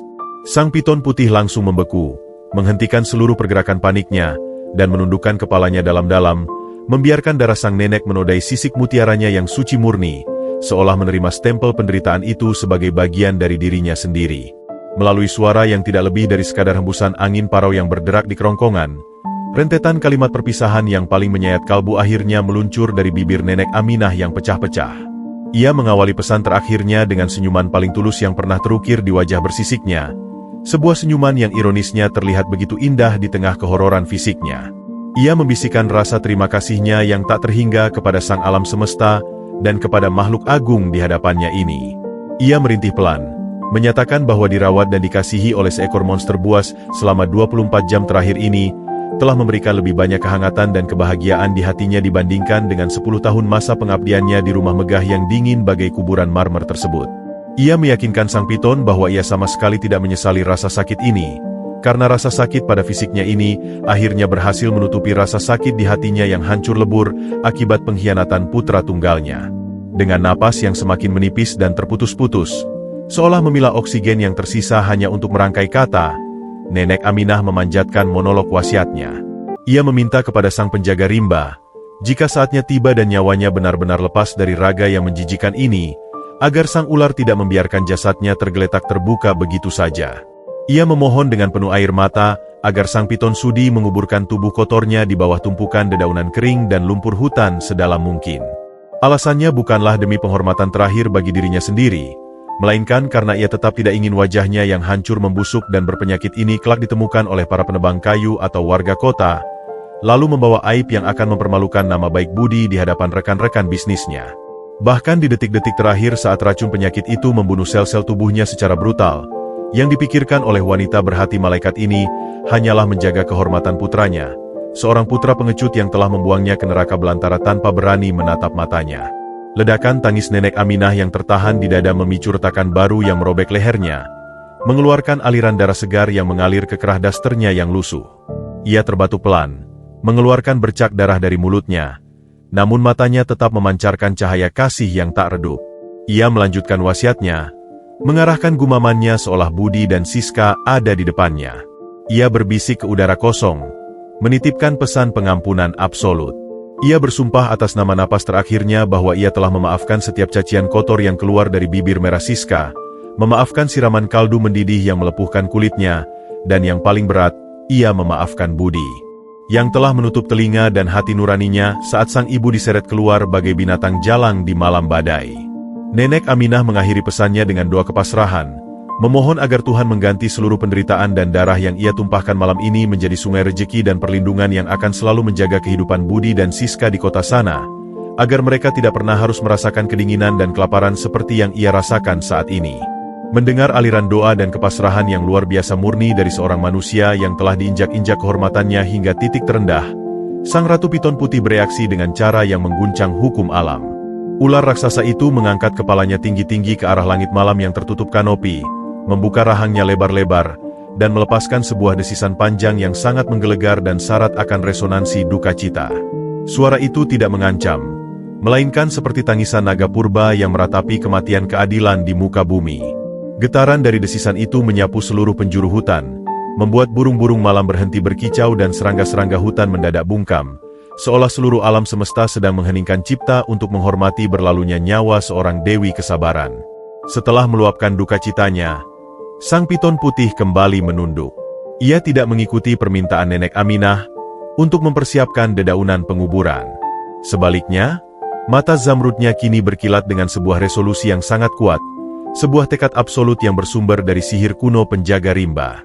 Ular raksasa itu melilitkan sebagian besar tubuhnya mengelilingi tubuh Nenek Aminah yang mulai kejang menahan sakaratul maut, merengkuhnya dalam pelukan yang sangat rapat namun tak menghancurkan tulang, memberikan seluruh sisa kehangatan tubuhnya untuk menahan laju kematian yang mulai membekukan ujung-ujung jari kaki dan tangan wanita tua itu. Nenek Aminah tersenyum lemah merasakan pelukan terakhir itu. Kelopak mata kataraknya perlahan-lahan mulai tertutup, menyerah pada bobot kepenatan yang teramat sangat. Rasa perih dari kulitnya yang pecah-pecah tiba-tiba memudar, digantikan oleh sensasi melayang yang ringan dan memabukkan. Gelap mulai menyelimuti pandangannya, suara desau angin hutan perlahan menjauh, dan seiring dengan tarikan napasnya yang semakin panjang dan tak berujung, kesadaran Nenek Aminah tergelincir jatuh ke dalam jurang keheningan abadi. Di tengah pelukan erat sang monster mutiara, di atas altar tanah berdarah, jantung wanita renta itu akhirnya berdetak untuk yang terakhir kalinya. Hutan belantara purba itu seketika tenggelam dalam keheningan yang membekukan darah, seolah setiap entitas bernyawa di hamparan bumi hijau tersebut secara serentak menghentikan tarikan napas mereka. Detak jantung Nenek Aminah, yang selama berhari-hari berjuang layaknya genderang perang usang yang robek, akhirnya menemui ketukan pamungkasnya. Udara dingin yang tadinya menusuk kulit kini terasa kosong dan hampa, tidak lagi membawa rintihan kepedihan sang wanita renta. Di bawah kanopi raksasa pohon beringin yang usianya menyaingi peradaban manusia, tubuh ringkih itu tergeletak kaku dalam dekapan sang monster mutiara, tak ubahnya seonggok cangkang rapuh yang telah ditinggalkan oleh roh penghuninya. Lapisan kulit bersisik yang mengerikan, luka-luka lepuh yang meradang parah, serta kerak-kerak darah kehitaman yang membeku di sudut bibirnya menjadi saksi bisu atas puncak kebiadaban manusia yang berhasil membunuh sesamanya tanpa sebilah pisau pun. Sang Maut telah turun dengan jubah tak kasat matanya, merenggut sisa-sisa penderitaan duniawi wanita berhati malaikat itu, membawanya pergi jauh dari jangkauan rasa sakit, hinaan, dan air mata pengkhianatan putra kandungnya sendiri. Sang Ratu Piton Putih, makhluk mistis penjaga rimba yang kebijaksanaannya melampaui akal sehat manusia fana, merasakan putusnya benang kehidupan tersebut dengan presisi yang menyayat hati. Ular raksasa sepanjang 7 meter itu tiba-tiba membeku. Otot-otot masifnya menegang dengan intensitas yang sanggup meremukan batu karang. Mata zamrud hijaunya yang senantiasa memancarkan ketenangan samudera kini melebar, merekam dengan penuh kengerian kepucatan absolut yang merayap menutupi wajah keriput Nenek Aminah. Sang Piton menundukkan kepalanya, menyentuhkan moncongnya yang sejuk dan mulus ke dada sang nenek, mencari sisa-sisa getaran kehidupan sekecil apapun. Namun, yang ia dapati hanyalah keheningan kuburan. Tidak ada lagi naik turunnya tulang rusuk yang rapuh, tidak ada lagi desir aliran darah yang hangat. Sebuah desisan yang sangat lirih, bergetar, dan syarat akan kepiluan yang merobek langit meluncur dari rahang sang Piton. Desisan itu bukanlah auman kemarahan predator, melainkan ratapan duka seorang ibu semesta yang baru saja kehilangan anak asuh yang paling murni jiwanya. Makhluk agung itu menolak untuk menerima kenyataan pahit ini. Ia menolak membiarkan satu-satunya manusia yang sudi menyentuhnya dengan belas kasih tanpa syarat harus berakhir membusuk sebagai korban arogansi peradaban kota. Didorong oleh gelombang empati kosmis yang menolak tunduk pada hukum kematian fana, Sang Piton Putih mengambil sebuah keputusan absolut yang akan mengubah sejarah alam semesta selamanya. Ia mengurai lilitannya secara perlahan dari tubuh Nenek Aminah, mengangkat bagian depan tubuh raksasanya tinggi-tinggi hingga menyerupai pilar pualam bercahaya yang menantang langit malam. Mata zamrudnya tiba-tiba berkilat menyilaukan, memancarkan pendaran hijau neon yang menerangi seluruh ceruk akar beringin tersebut bagaikan tersorot jutaan lampu sorot dari surga. Hutan belantara yang tadinya hening mati, seketika merespons kehendak sang penjaga. Angin puyuh mistis tiba-tiba berhembus tanpa asal, berputar mengelilingi altar tanah tempat Nenek Aminah terbaring. Dedaunan kering, kelopak-kelopak bunga melati hutan liar, serta debu-debu humus berterbangan membentuk badai pusaran energi yang mengisolasi mereka dari dunia luar. Sang piton mulai melantunkan frekuensi getaran sonik dari dasar tenggorokannya, sebuah nyanyian purba tanpa lirik yang menggetarkan molekul-molekul udara, memanggil seluruh energi kehidupan yang tersimpan di akar-akar pepohonan, di dalam tetesan embun malam, dan di inti magma bumi purba. Di puncak intensitas badai energi tersebut, sang Ratu Piton Putih memiringkan kepalanya ke arah langit yang pekat dan membuka rahangnya lebar-lebar. Rahang yang didesain oleh evolusi untuk menelan mangsa raksasa itu, kini bergetar hebat menahan rasa sakit internal yang luar biasa. Dari kedalaman kerongkongannya, jauh di pusat inti energi mistisnya, sebuah cahaya keperakan yang sangat menyilaukan mulai merambat naik. Sisik-sisik mutiara di bagian leher ular itu meretak kecil, mengeluarkan uap panas bercahaya saat ia memaksa memuntahkan sesuatu yang tidak seharusnya dikeluarkan. Itu adalah mustika cahaya, esensi kehidupan absolut, akumulasi dari ribuan tahun kebijaksanaan, sihir penyembuhan, dan kekuatan roh sang penjaga rimba yang terkristalisasi dalam bentuk sebuah bola energi berukuran sekepalan tangan. Proses ekstraksi mustika ini menuntut harga yang sangat mahal. Setiap sentimeter mustika itu naik ke tenggorokannya, kilau sisik putih sang piton memudar secara drastis, berubah menjadi kelabu kusam bagaikan mutiara yang kehilangan nyawanya. Ini adalah sebuah pengorbanan tertinggi, sebuah ritual bunuh diri spiritual di mana sang malaikat bersisik merelakan sebagian besar kesaktian dan esensi keabadiannya demi menghidupkan kembali seonggok daging manusia yang terbuang. Begitu mustika cahaya itu berhasil keluar dari rahang sang piton, bola energi tersebut melayang anggun menembus pusaran angin, memancarkan gelombang kehangatan yang sanggup mencairkan gletser es di kutub utara. Mustika itu memancarkan suara dengungan surgawi yang menenangkan, berputar-putar sejenak di atas wajah pucat Nenek Aminah sebelum akhirnya meluncur turun secara vertikal, menyusup masuk menembus das terlusuhnya dan menenggelamkan diri tepat ke pusat jantung sang wanita renta. Detik ketika mustika itu bersentuhan dengan rongga dada Nenek Aminah, sebuah ledakan cahaya putih kebiruan yang maha dahsyat meledak tanpa suara, menciptakan gelombang kejut energi murni yang menyapu seluruh hutan belantara dalam radius puluhan kilometer. Pohon-pohon purba yang dilintasi gelombang cahaya itu seketika menumbuhkan tunas daun baru dalam hitungan detik. Bunga-bunga liar mekar serentak menentang musim, dan air sungai yang keruh seketika berubah jernih bagaikan kristal cair. Di titik epicentrum ledakan magis tersebut, mukjizat penciptaan kembali yang melampaui batas nalar manusia mulai terjadi dengan keagungan yang memukau. Jantung Nenek Aminah, yang telah berhenti berdetak dan mulai mendingin, tiba-tiba tersentak hebat seolah dialiri voltase petir surga. Terdengar bunyi degup tunggal yang sangat keras, memompa darah yang telah disucikan oleh cahaya mustika ke seluruh jaringan pembuluh venanya. Hawa panas suci mulai membakar penyakit misterius itu dari dalam sel-sel tubuhnya. Kerak-kerak sisik abu-abu kecoklatan yang selama ini menyiksa, mencekik, dan mengubahnya menjadi monster menjijikan itu mulai bereaksi seolah tersiram zat asam magis. Kerak-kerak tebal itu mengelupas secara agresif, pecah berkeping-keping menjadi abu, dan menguap lenyap ke udara bersama hembusan angin. Luka-luka lepuh yang bernanah dan meradang seketika mendidih, menutup dan merajut kembali jaringan dagingnya dengan kecepatan yang tak kasat mata. Darah kental berbau anyir busuk yang sebelumnya menutupi tubuhnya terurai menjadi titik-titik cahaya yang kembali diserap oleh bumi. Proses regenerasi itu tidak berhenti hanya pada penyembuhan penyakit kusta bersisiknya. Mustika cahaya yang kini bersarang di dadanya terus memancarkan energi peremajaan sel yang ekstrim. Dari bawah abu kerak kulit mati yang menguap, muncullah lapisan kulit baru yang jauh melampaui batas kewajaran biologis seorang wanita lansia. Kulit baru Nenek Aminah tampak begitu mulus, kencang, dan bercahaya lembut dari dalam, memiliki tekstur yang jauh lebih halus dan sejuk daripada lembaran kain sutra termahal yang pernah ditenun oleh tangan manusia. Garis-garis keriput dalam yang membelah dahi dan sudut matanya memudar bagaikan sketsa pensil yang dihapus oleh tangan tak kasat mata. Sendi-sendi tulangnya yang selama ini membengkok akibat radang dan pengeroposan tiba-tiba diluruskan kembali secara paksa, diisi oleh kepadatan tulang yang baru dan kokoh. Rambut putihnya yang lepek dan tipis tiba-tiba tumbuh memanjang, berubah warna menjadi hitam pekat berkilau yang terurai indah menutupi pundaknya yang kini tegap dan berisi. Bahkan di balik kelopak matanya yang tertutup rapat, selaput katarak tebal yang selama ini merampas penglihatannya mencair sepenuhnya, mengembalikan sepasang bola mata jernih yang memiliki ketajaman pandangan melebihi elang pemangsa.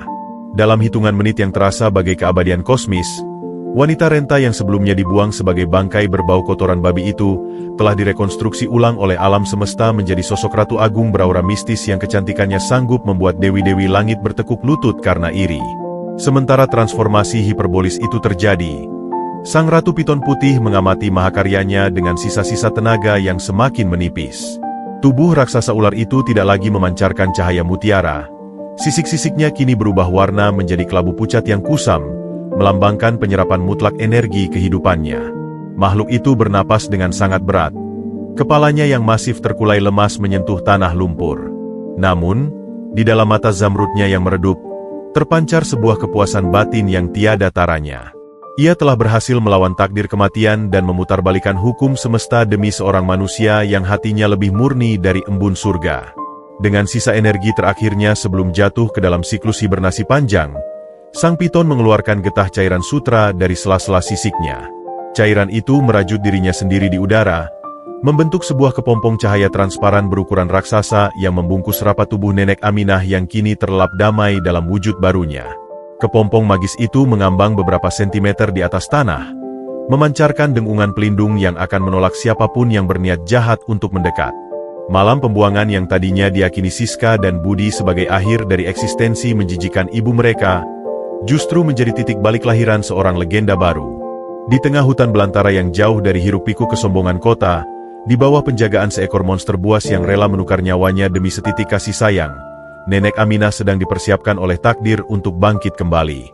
Ia tidak akan lagi bangun sebagai seorang pengemis pesakitan yang menangis memunguti pecahan piring di lantai marmer, apalagi sebagai wanita renta yang sujud memohon ampun di dalam kandang ayam yang bau. Ketika kepompong cahaya itu kelak pecah, ia akan melangkah keluar bukan hanya dengan kesembuhan, melainkan dengan sebuah kekuatan finansial dan pesona aristokrat kosmis yang akan membuat setiap manusia arogan di kota sana, terutama sang menantu durhaka, menjerit memohon ampun di bawah telapak kaki sutranya. Angin malam kembali berhembus tenang, menyapu sisa-sisa badai energi dari ceruk beringin tersebut. Sang Ratu Piton Putih melingkarkan tubuh kelabunya mengelilingi kepompong bercahaya itu, meletakkan kepalanya yang lelah dengan penuh penjagaan protektif, dan memejamkan mata zamrudnya untuk beristirahat panjang. Di dalam sana, jantung Nenek Aminah berdetak dengan ritme baru yang gagah berani, mengalirkan darah yang telah menyatu dengan kehendak semesta, siap menyambut terbitnya fajar balas dendam paling elegan yang pernah dicatat oleh sejarah peradaban. Waktu di dalam jantung hutan belantara purba itu seolah kehilangan makna linearnya secara absolut. Entah sudah berapa kali matahari memuntahkan pilar-pilar cahaya keemasannya menembus kanopi dedaunan raksasa, dan entah sudah berapa malam rembulan pucat menebarkan jubah kelabunya di atas hamparan lumut basah. Di ceruk akar pohon beringin yang usianya menyaingi peradaban bumi itu, sebuah kepompong cahaya berukuran raksasa terus mengambang dalam keheningan yang mistis. Kepompong transparan yang dirajut dari getah air mata Sang Ratu Piton Putih itu berdenyut secara ritmis, memancarkan pendaran cahaya kebiruan lembut yang selaras dengan frekuensi detak jantung semesta. Di dalam rahim magis tersebut, mukjizat penciptaan ulang tengah berlangsung dengan keagungan yang tidak akan pernah mampu dicerna oleh logika medis manusia fana. Sel-sel tubuh Nenek Aminah yang sebelumnya membusuk, hancur lebur, dan dikutuk oleh penyakit bersisik mematikan, kini direkonstruksi ulang di tingkat atomik. Mustika cahaya, yang bersarang di ulu hatinya terus melepaskan gelombang energi nirwana, membakar habis setiap sisa keputusasaan, membuang seluruh trauma penyiksaan batin, dan merajut kembali helai demi helai jaringan kehidupannya menjadi sebuah mahakarya fisik yang melampaui batas kodrat manusiawi. Di luar kepompong, Sang Piton Putih yang kini bersisik labu kusam akibat mengorbankan esensi keabadiannya, terlelap dalam siklus hibernasi panjang yang begitu damai, melingkari altar kebangkitan itu bagaikan naga purba penjaga rahasia akhir zaman. Tepat ketika fajar menyingsing di hari ketujuh, sebuah anomali energi menyapu seluruh penjuru rimba. Kicauan burung-burung liar mendadak berhenti serentak, digantikan oleh keheningan yang menekan gendang telinga. Permukaan kepompong cahaya yang selama berhari-hari mengeras bagai berlian itu tiba-tiba memunculkan sebuah retakan halus di bagian tengahnya. Suara retakan itu terdengar sangat nyaring, Berdenting renyah menyerupai pecahan kristal Swarovski raksasa yang dijatuhkan dari atas awan. Retakan pertama itu disusul oleh ribuan retakan lainnya yang menyebar dengan kecepatan kilat, membentuk pola jaring laba-laba bercahaya yang membelah permukaan kepompong dari ujung ke ujung. Udara di sekeliling ceruk beringin itu terasa bergetar hebat, memanah sesaat sebelum akhirnya diledakkan oleh sebuah gelombang kejut nirsuara yang sangat kuat. Kepompong magis itu meledak hancur menjadi jutaan serpihan debu bintang bercahaya, berhamburan ke segala arah bagaikan hujan meteor mini yang sangat memukau, sebelum akhirnya menguap sepenuhnya saat menyentuh permukaan tanah yang lembab. Dari pusaran debu cahaya yang perlahan memudar itu, turunlah sepasang kaki tanpa alas yang menjejakkan telapaknya ke atas bumi dengan keanggunan seorang ratu yang baru saja menaklukkan gravitasi. Langkah pertama itu tidak lagi diseret dengan kepayahan dan ringisan rasa sakit yang merobek dada. Nenek Aminah berdiri tegak, sangat tegak, hingga tulang punggungnya yang selama bertahun-tahun membungkuk menanggung beban hinaan Siska kini kembali melurus menantang cakrawala. Hembusan angin pagi yang dingin menyapu tubuhnya, namun alih-alih membuatnya menggigil hebat dan memicu pendarahan pada kerak kulitnya, angin itu justru membelai lembut sebuah permukaan fisik yang tak tertandingi kemulusannya. Wanita yang dahulunya dibuang bagai bangkai babi berpenyakit itu perlahan membuka kedua kelopak matanya. Saput katarak tebal berwarna abu-abu keruh yang selama bertahun-tahun merampas keindahan dunia dari pandangannya kini telah lenyap tanpa sisa. Sepasang bola matanya kini berbinar tajam dan jernih bagaikan telaga zamrud di musim semi, memancarkan aura ketegasan, kecerdasan absolut, serta kedalaman batin yang tak tertembus. Penglihatannya begitu sempurna hingga ia mampu melihat urat-urat daun di puncak kanopi pepohonan yang berjarak puluhan meter di atasnya dengan tingkat kejernihan resolusi ultra. Dengan napas yang teratur dan dada yang mengembang sempurna tanpa sedikit pun rasa sesak, Nenek Aminah mengangkat kedua tangannya yang masih dibalut sisa-sisa lengan daster lusuh yang compang-camping. Jari jemarinya yang bergetar bukan karena kelemahan, melainkan karena syok yang teramat sangat, perlahan menyentuh permukaan kulit lengannya sendiri. Sensasi sentuhan itu seketika membuat jantungnya berdegup kencang memompa aliran darah yang terasa begitu segar. Tidak ada lagi kerak-kerak hitam berbau nanah. Tidak ada lagi sisik abu-abu kecoklatan yang menyerupai tanah kerontang. Permukaan kulit di sekujur tubuhnya kini terasa luar biasa kencang, kenyal, dan memancarkan pendaran rona merah muda yang sangat sehat, menyerupai tekstur porselen kelas 1 atau sutra termahal peninggalan dinasti kuno. Ia meraba wajahnya sendiri dengan kepanikan yang membahagiakan. Pipinya yang dulu keriput dan melesak ke dalam kini terasa penuh dan kencang. Guratan-guratan ketuaan di pelipisnya telah terhapus bersih. Helai demi helai rambutnya yang dulu putih lepek dan berbau amonia kotoran unggas, kini jatuh mengurai melewati bahunya dalam bentuk gelombang hitam pekat yang tebal, berkilau, dan memancarkan aroma wangi melati surgawi yang tak akan pernah pudar. Meskipun ia masih mengenakan daster rombeng yang dipenuhi tambalan benang kasar, postur dan pancaran auranya mengintimidasi sekelilingnya. Ia tampak bagaikan seorang Dewi Agung yang sengaja menyamar dalam balutan pakaian pengemis untuk menguji moralitas alam semesta. Didorong oleh rasa ketidakpercayaan yang membara di dadanya, Aminah melangkah maju menembus semak-semak liar dengan langkah seringan kapas. Ia berjalan menuju sebuah cekungan batu raksasa di dekat akar beringin yang menampung air embun pagi sebening kristal. Ia berlutut dengan keanggunan paripurna, lalu menundukkan wajahnya ke arah permukaan air yang tenang bagai cermin tersebut. Detik ketika bayangannya terpantul di atas air, pertahanan emosionalnya kembali runtuh. Air mata jatuh membasahi pipinya yang mulus tanpa celah. Pantulan di air itu bukanlah sosok wanita renta berusia akhir 60-an yang menunggu mati. Pantulan itu memancarkan wujud dirinya di masa puncak kejayaan masa mudanya, namun dengan tambahan sentuhan karisma dan keagungan mistis yang membuatnya terlihat jauh lebih cantik, elegan, dan menakutkan secara bersamaan. Melalui suara yang tidak lagi parau, melainkan menggema dengan kemerduan dan ketegasan bak seorang maestro opera, Aminah berbisik lirih kepada bayangannya sendiri, mempertanyakan keajaiban gila apa yang telah dianugerahkan Tuhan melalui perantara makhluk buas di belakangnya ini. Ia menyadari bahwa penyakit kutukan yang dirancang oleh takdir untuk menghancurkannya justru menjadi kepompong peleburan yang melahirkan dirinya kembali menjadi manusia super yang tidak tersentuh oleh kelemahan ragawi. Aminah memutar tubuhnya perlahan, mengalihkan pandangan tajamnya ke arah sang piton putih yang kini tertidur pulas dalam wujud kelabunya. Rasa syukur yang meluap-luap menyesakkan dadanya.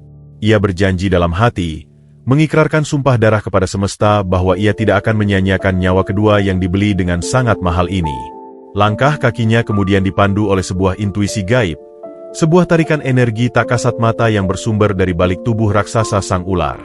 Di balik gulungan ekor sang piton, terdapat sebuah celah gelap berbentuk lengkungan alami yang tersembunyi dengan sangat cerdik di antara himpitan akar-akar beringin purba yang saling membelit. Mengabaikan sisa-sisa keraguan, Aminah melangkah masuk ke dalam kegelapan mulut gua tersebut. Lorong gua itu ternyata tidak lembab atau berbau apak seperti sarang binatang pada umumnya. Udaranya justru terasa kering dan hangat, dipenuhi oleh aroma dupa kuno yang sangat samar.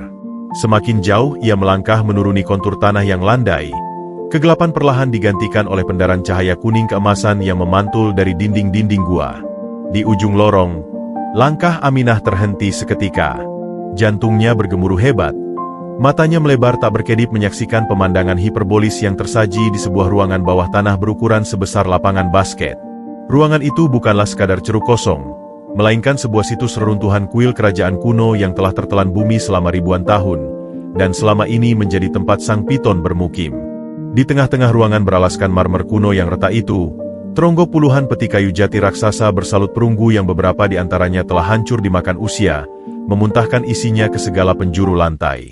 Gunungan kepingan emas batangan dengan ukiran aksara kuno, ribuan koin emas padat yang berkilau menyilaukan, serta tumpukan kalung, mahkota, dan perhiasan bertahtakan batu rubi, safir, dan zamrud sebesar telur puyuh berserakan tak beraturan, membentuk lautan harta karun dengan nilai nominal yang tak terhingga, jauh melampaui total aset kekayaan konglomerasi manapun di dunia peradaban modern saat ini. Pendaran cahaya emas dan permata itu memantul menyilaukan mata, menciptakan ilusi seolah Aminah sedang berdiri di pusat inti matahari. Tidak hanya itu, di atas sebuah altar batu di sudut ruangan, tersusun rapi puluhan gulungan dokumen kuno dari bahan kulit domba, beserta tumpukan sertifikat tanah peninggalan kolonial yang entah bagaimana bisa berada di sana, seolah-olah tempat ini dulunya adalah brankas rahasia seorang kaisar dunia yang telah punah. Aminah berjalan gontai, kakinya nyaris tak merasakan pijakan bumi saat ia menghampiri gunungan emas tersebut. Ia membungkuk, meraup segenggam koin emas tebal dan untayan kalung berlian murni dengan jemarinya yang lentik. Dinginnya logam mulia dan tajamnya potongan berlian itu terasa begitu nyata di kulit halusnya. Di detik yang sangat menentukan itulah, sebuah transformasi batin yang absolut dan mengerikan terjadi di dalam relung jiwa Aminah. Bayangan wajah bengis Siska yang meludahinya di meja makan, suara tawa merendahkan menantunya yang menyamakannya dengan kotoran babi, dan sorot mata pengecut budi yang memalingkan wajah saat ibunya diseret ke bak mobil di tengah badai, kembali berputar dengan sangat jelas di layar ingatannya. Namun kali ini, ingatan itu sama sekali tidak memicu setetes pun air mata kepedihan.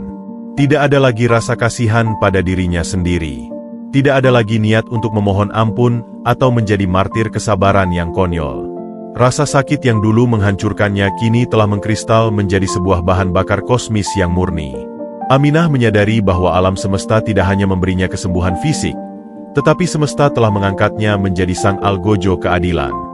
Kekayaan absolut yang kini terhampar di ujung kakinya ini adalah pedang eksekusi yang dianugerahkan langit untuk meruntuhkan kesombongan manusia-manusia berhati iblis di luar sana. Melalui senyum miring yang sangat dingin, elegan, dan syarat akan ancaman mematikan yang tak terucapkan, Aminah membiarkan koin-koin emas itu berjatuhan kembali dari sela-sela jarinya, menciptakan dentingan yang menggema memekakan telinga di dalam gua. Ia bergumam dengan nada yang menggetarkan dinding batu di sekitarnya, menyatakan bahwa nenek Aminah yang ringkih, penyakitan, dan miskin papa telah mati membusuk di telan bumi pada malam badai durjana itu. Sosok yang kini berdiri di tengah lautan emas ini bukanlah seorang ibu yang merengek meminta sisa kasih sayang, melainkan Madam Aminah, sang penguasa baru yang memiliki kekuatan untuk membeli seluruh harga diri kesombongan kota dan menginjaknya hingga menjadi debu. Dalam kesunyian gua bergelimang harta itu, rencana balas dendam yang paling elegan, terstruktur, dan mematikan mulai tersusun rapi di dalam otaknya yang kini sangat tajam. Ia tidak akan pulang dengan membawa parang atau amarah liar. Ia akan kembali ke dunia manusia, menggunakan harta tak ternilai ini untuk membangun sebuah imperium kekuasaan dalam semalam, membalut dirinya dalam sutra termahal yang akan membuat parfum Paris milik Siska terasa seperti bau selokan murahan. Ia akan berdiri di puncak rantai makanan hierarki sosial, tidak untuk menyiksa secara fisik, melainkan untuk memberikan pelajaran karma paling mengerikan yang akan menghancurkan kewarasan menantunya dan meremukkan sisa-sisa mental budi di depan mata publik. Keadilan kosmis telah mengetuk palunya, dan Madam Aminah telah bersiap menyusun skenario mic drop paling legendaris yang akan membuat langit ikut merinding menyaksikannya. Terik matahari siang memanggang aspal ibu kota yang sibuk, memantulkan gelombang panas yang membuat udara di atas jalan raya tampak bergetar. Namun, hawa panas yang menyengat itu seolah terbelah menghindar penuh rasa hormat ketika sebuah mahakarya otomotif membelah jalanan utama dengan keanggunan seorang predator elit. Sebuah Rolls-Royce Phantom edisi Bespoke yang dipesan secara khusus, berlapis cat hitam pekat yang menyerap seluruh spektrum cahaya, meluncur mulus nyaris tanpa memunculkan sebersit pun suara mesin. Kemunculannya serta-merta meninggalkan puluhan pasang mata pejalan kaki dan pengendara mobil sport lain yang langsung mematung ternganga dalam keirian absolut. Di balik kaca anti peluru yang gelap total itu, duduklah sosok yang beberapa bulan lalu dilemparkan secara biadab ke dasar jurang bagaikan limbah biologis berpenyakit. Nenek Aminah, yang kini telah mengubur dalam-dalam identitas masa lalunya dan membangkitkan entitas baru bernama Madam Aminah, bersandar rileks di atas jok kulit napa putih salju yang luar biasa empuk. Pikirannya melayang mengontraskan kelembutan kulit jok mobil seharga puluhan miliar ini dengan tajamnya kawat berkarat dan dinginnya lumpur kandang ayam yang pernah merobek dagingnya. Tidak ada lagi daster lusuh penuh tambalan yang membalut tubuh ringkihnya. Hari ini, sebuah setelan haute couture berbahan sutra murbei murni berwarna merah marun gelap memeluk postur tubuhnya yang kini kencang dan tegap sempurna.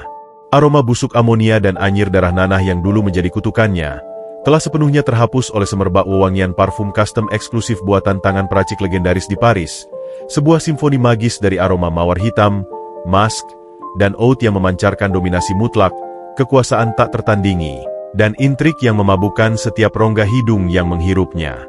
Jari jemarinya yang dulu membengkok kaku, bernanah, dan dipenuhi kerak kulit abu-abu yang mengerikan, kini terlihat sangat lentik, panjang, dan mulus sempurna tanpa sebersit pun kerutan usia atau noda penderitaan.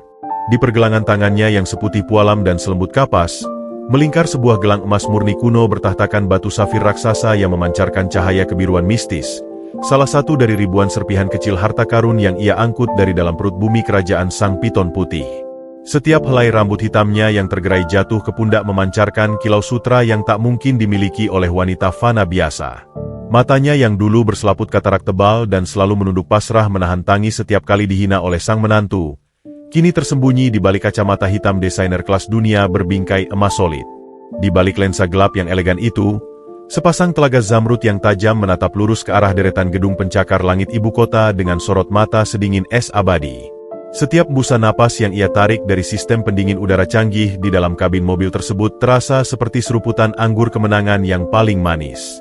Madam Aminah sama sekali tidak kembali ke kota metropolis yang penuh kepalsuan ini untuk mengemis setitik belas kasihan. Ia kembali merangsek masuk sebagai badai karma yang akan menyapu bersih setiap keangkuhan, dan ia membawa serta kekuatan finansial murni berskala raksasa yang nominalnya dijamin sanggup menundukkan dan membuat para pejabat tertinggi bank sentral sekalipun bertekuk lutut menyembah tanah di bawah telapak kakinya. Hanya butuh waktu kurang dari 1 minggu bagi Madam Aminah untuk memutarbalikan logika dunia dan mengubah kepingan-kepingan emas kuno berukir aksara mati itu menjadi deretan angka nol yang sama sekali tidak masuk akal di dalam sistem perbankan internasional. Ingatannya berkelebat tajam pada momen saat ia melangkah masuk dengan anggun ke dalam ruang VIP eksklusif, sebuah bank swasta multinasional terkemuka 3 hari yang lalu. Manajer wilayah bank tersebut, seorang pria perlente arogan yang terbiasa menjilat para konglomerat, awalnya memandang sebelah mata saat melihat seorang wanita parubaya yang tidak memiliki jejak digital, rekam jejak bisnis, atau nama besar di majalah ekonomi nasional. Namun, detik ketika Madam Aminah melemparkan sebuah tas kerja berbahan kulit buaya asli dan membuka isinya, menumpahkan puluhan keping emas padat bersejarah kerajaan kuno dan beberapa butir berlian murni tak terpotong seukuran telur puyuh ke atas meja kaca sang manajer hingga bergemerincing nyaring, pria itu seketika kehilangan fungsi kakinya. Emas batangan yang usianya ribuan tahun itu memiliki kemurnian yang mustahil dipalsukan, membuat kewarasan sang manajer hancur dalam diam, takluk pada otoritas sejarah yang mutlak. Wajah manajer yang tadinya sombong itu memucat pasi bagai mayat hidup, keringat dingin membanjiri kerah kemeja sutranya hingga basah kuyup, dan ia tanpa sadar langsung meluncur turun dari kursi kebesarannya, berlutut dengan lutut gemetar merapat ke lantai. Melalui desisan lembut yang nadanya jauh lebih tajam dan mematikan dari silet beracun, Madam Aminah menyuruh pria itu untuk menutup mulutnya rapat-rapat, memproses seluruh aset gaibnya menjadi dana likuid tanpa nama, dan secara instan membentuk sebuah firma investasi bayangan yang kekuasaan tanpa batasnya akan ia gunakan untuk membeli nyawa dan harga diri siapapun yang ia tunjuk di kota ini. Dan hari ini, target pertama dari ujung telunjuk mematikannya telah dikunci dengan presisi tingkat tinggi. Mobil super mewah berbodi panjang itu perlahan berbelok, meluncur masuk membelah pelataran parkir VIP eksklusif di kawasan elit yang hanya diisi oleh kendaraan kaum super kaya. Di salah satu mal paling bergengsi dan termahal di kawasan tersebut, berdirilah sebuah butik kosmetik internasional kelas atas, tempat di mana Siska, sang menantu durhaka yang selalu menganggap dirinya adalah ratu dunia dan pemilik hak prerogatif atas kebersihan semesta, menjabat sebagai supervisor kepala. Tangan kanan Madam Aminah bergerak pelan meraih sebuah tablet tipis di samping joknya. Di layar kristal cair tersebut, terpampang dokumen akuisisi korporasi rahasia bernilai triliunan rupiah yang baru saja dibubuhi tanda tangannya pagi tadi.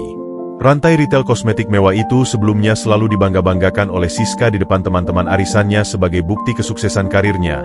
Padahal Siska hanyalah pion kecil bergaji bulanan di sana. Dengan hanya menggunakan sebagian kecil dari serpihan harta sang piton putih, firma investasi Madam Aminah secara agresif baru saja membeli saham mayoritas dari holding company multinasional yang menaungi butik tersebut. Secara hukum de jure yang absolut, wanita yang pernah disuruh Siska untuk menjilati lantai keramik dapur dan dibuang ke tempat pembuangan sampah itu, kini adalah pemilik tunggal dan penguasa tertinggi dari perusahaan yang selama ini menjadi sumber kesombongan, tempatnya mencari makan, dan pundi-pundi arogansi sang menantu. Ironi tingkat dewa yang sangat luar biasa indah itu membuat seulas senyum miring yang sangat dingin dan mematikan tersungging pelan di bibir Madam Aminah yang dipoles lipstik merah darah menyala. Sopir pribadinya, seorang pria tegap beraura militer mantan pasukan khusus yang disewa dengan harga selangit, bergegas turun dengan sigap dan membukakan pintu belakang mobil dengan gerakan membungkuk hormat 90 derajat tanpa berani menatap wajah sang majikan. Ujung sepatu hak tinggi stiletto buatan tangan desainer legendaris Italia yang dikenakan Madam Aminah menyentuh aspal dengan bunyi ketukan tajam yang menggema keras, mengisyaratkan sebuah dominasi yang tak terbantahkan. Udara di sekitar pintu lobi mal seolah berhenti mengalir sejenak, membeku saat sosok agung itu melangkah keluar sepenuhnya dari dalam kabin. Kulitnya yang bersinar mulus bagai mutiara terpapar sinar matahari siang, membuat beberapa pejalan kaki dari kalangan sosialita kelas atas yang melintas di sana tanpa sadar menghentikan langkah mereka, terhipnotis dan tertunduk malu oleh aura kecantikan abadi serta karisma aristokrat kosmis yang memancar begitu kuat dari setiap inci tubuh wanita misterius tersebut. Madam Aminah merapikan kerah jas sutranya dengan gerakan yang teramat pelan dan tenang. Di balik kacamata hitamnya, tatapannya menembus kaca lobi utama, mengunci pandangan tepat pada papan nama butik kosmetik mewah yang berkilau di lantai dasar mal tersebut. Jantungnya berdetak dengan ritme kemenangan yang elegan. Tidak ada lagi nenek Aminah yang merintih kesakitan sambil menangis memunguti pecahan piring.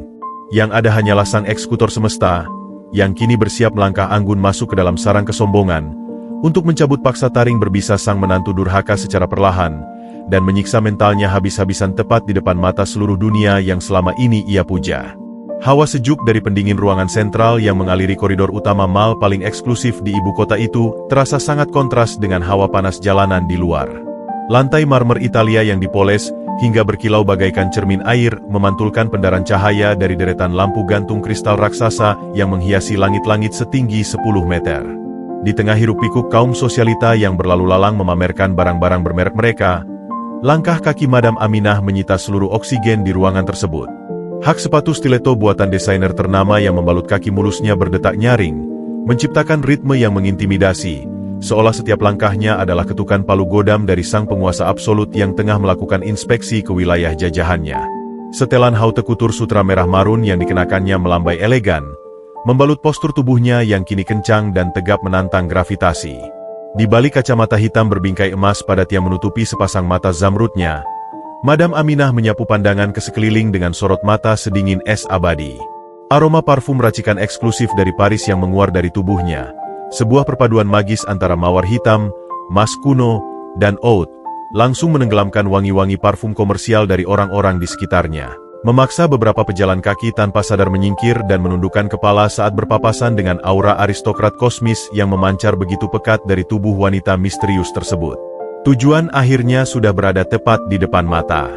Di sudut paling prestisius dari lantai dasar mal tersebut, berdirilah sebuah butik kosmetik multinasional tingkat atas, sebuah kuil kecantikan berdinding kaca berlapis emas yang selama ini menjadi pusat keangkuhan menantunya. Butik itu adalah tempat Siska menghabiskan hari-harinya, membusungkan dada sebagai supervisor kepala, dan merasa berhak merendahkan siapa saja yang tidak memiliki saldo rekening 9 digit. Madam Aminah menghentikan langkahnya sejenak di balik pilar pualam besar, memperhatikan pemandangan di dalam butik melalui dinding kaca yang jernih tak bernoda. Jantungnya berdetak dengan ritme yang sangat lambat dan terukur. Tidak ada lagi getaran ketakutan, tidak ada lagi kepanikan yang mencekik tenggorokannya seperti saat ia masih menjadi bulan-bulanan di rumah mewah Siska. Ia kini adalah sang predator puncak. Di dalam butik yang diterangi oleh tata cahaya dramatis tersebut, Siska tengah melancarkan aksinya. Wanita yang masih menjadi menantu sah Madam Aminah itu mengenakan seragam manajerial berwarna hitam elegan yang disetrika tanpa celah.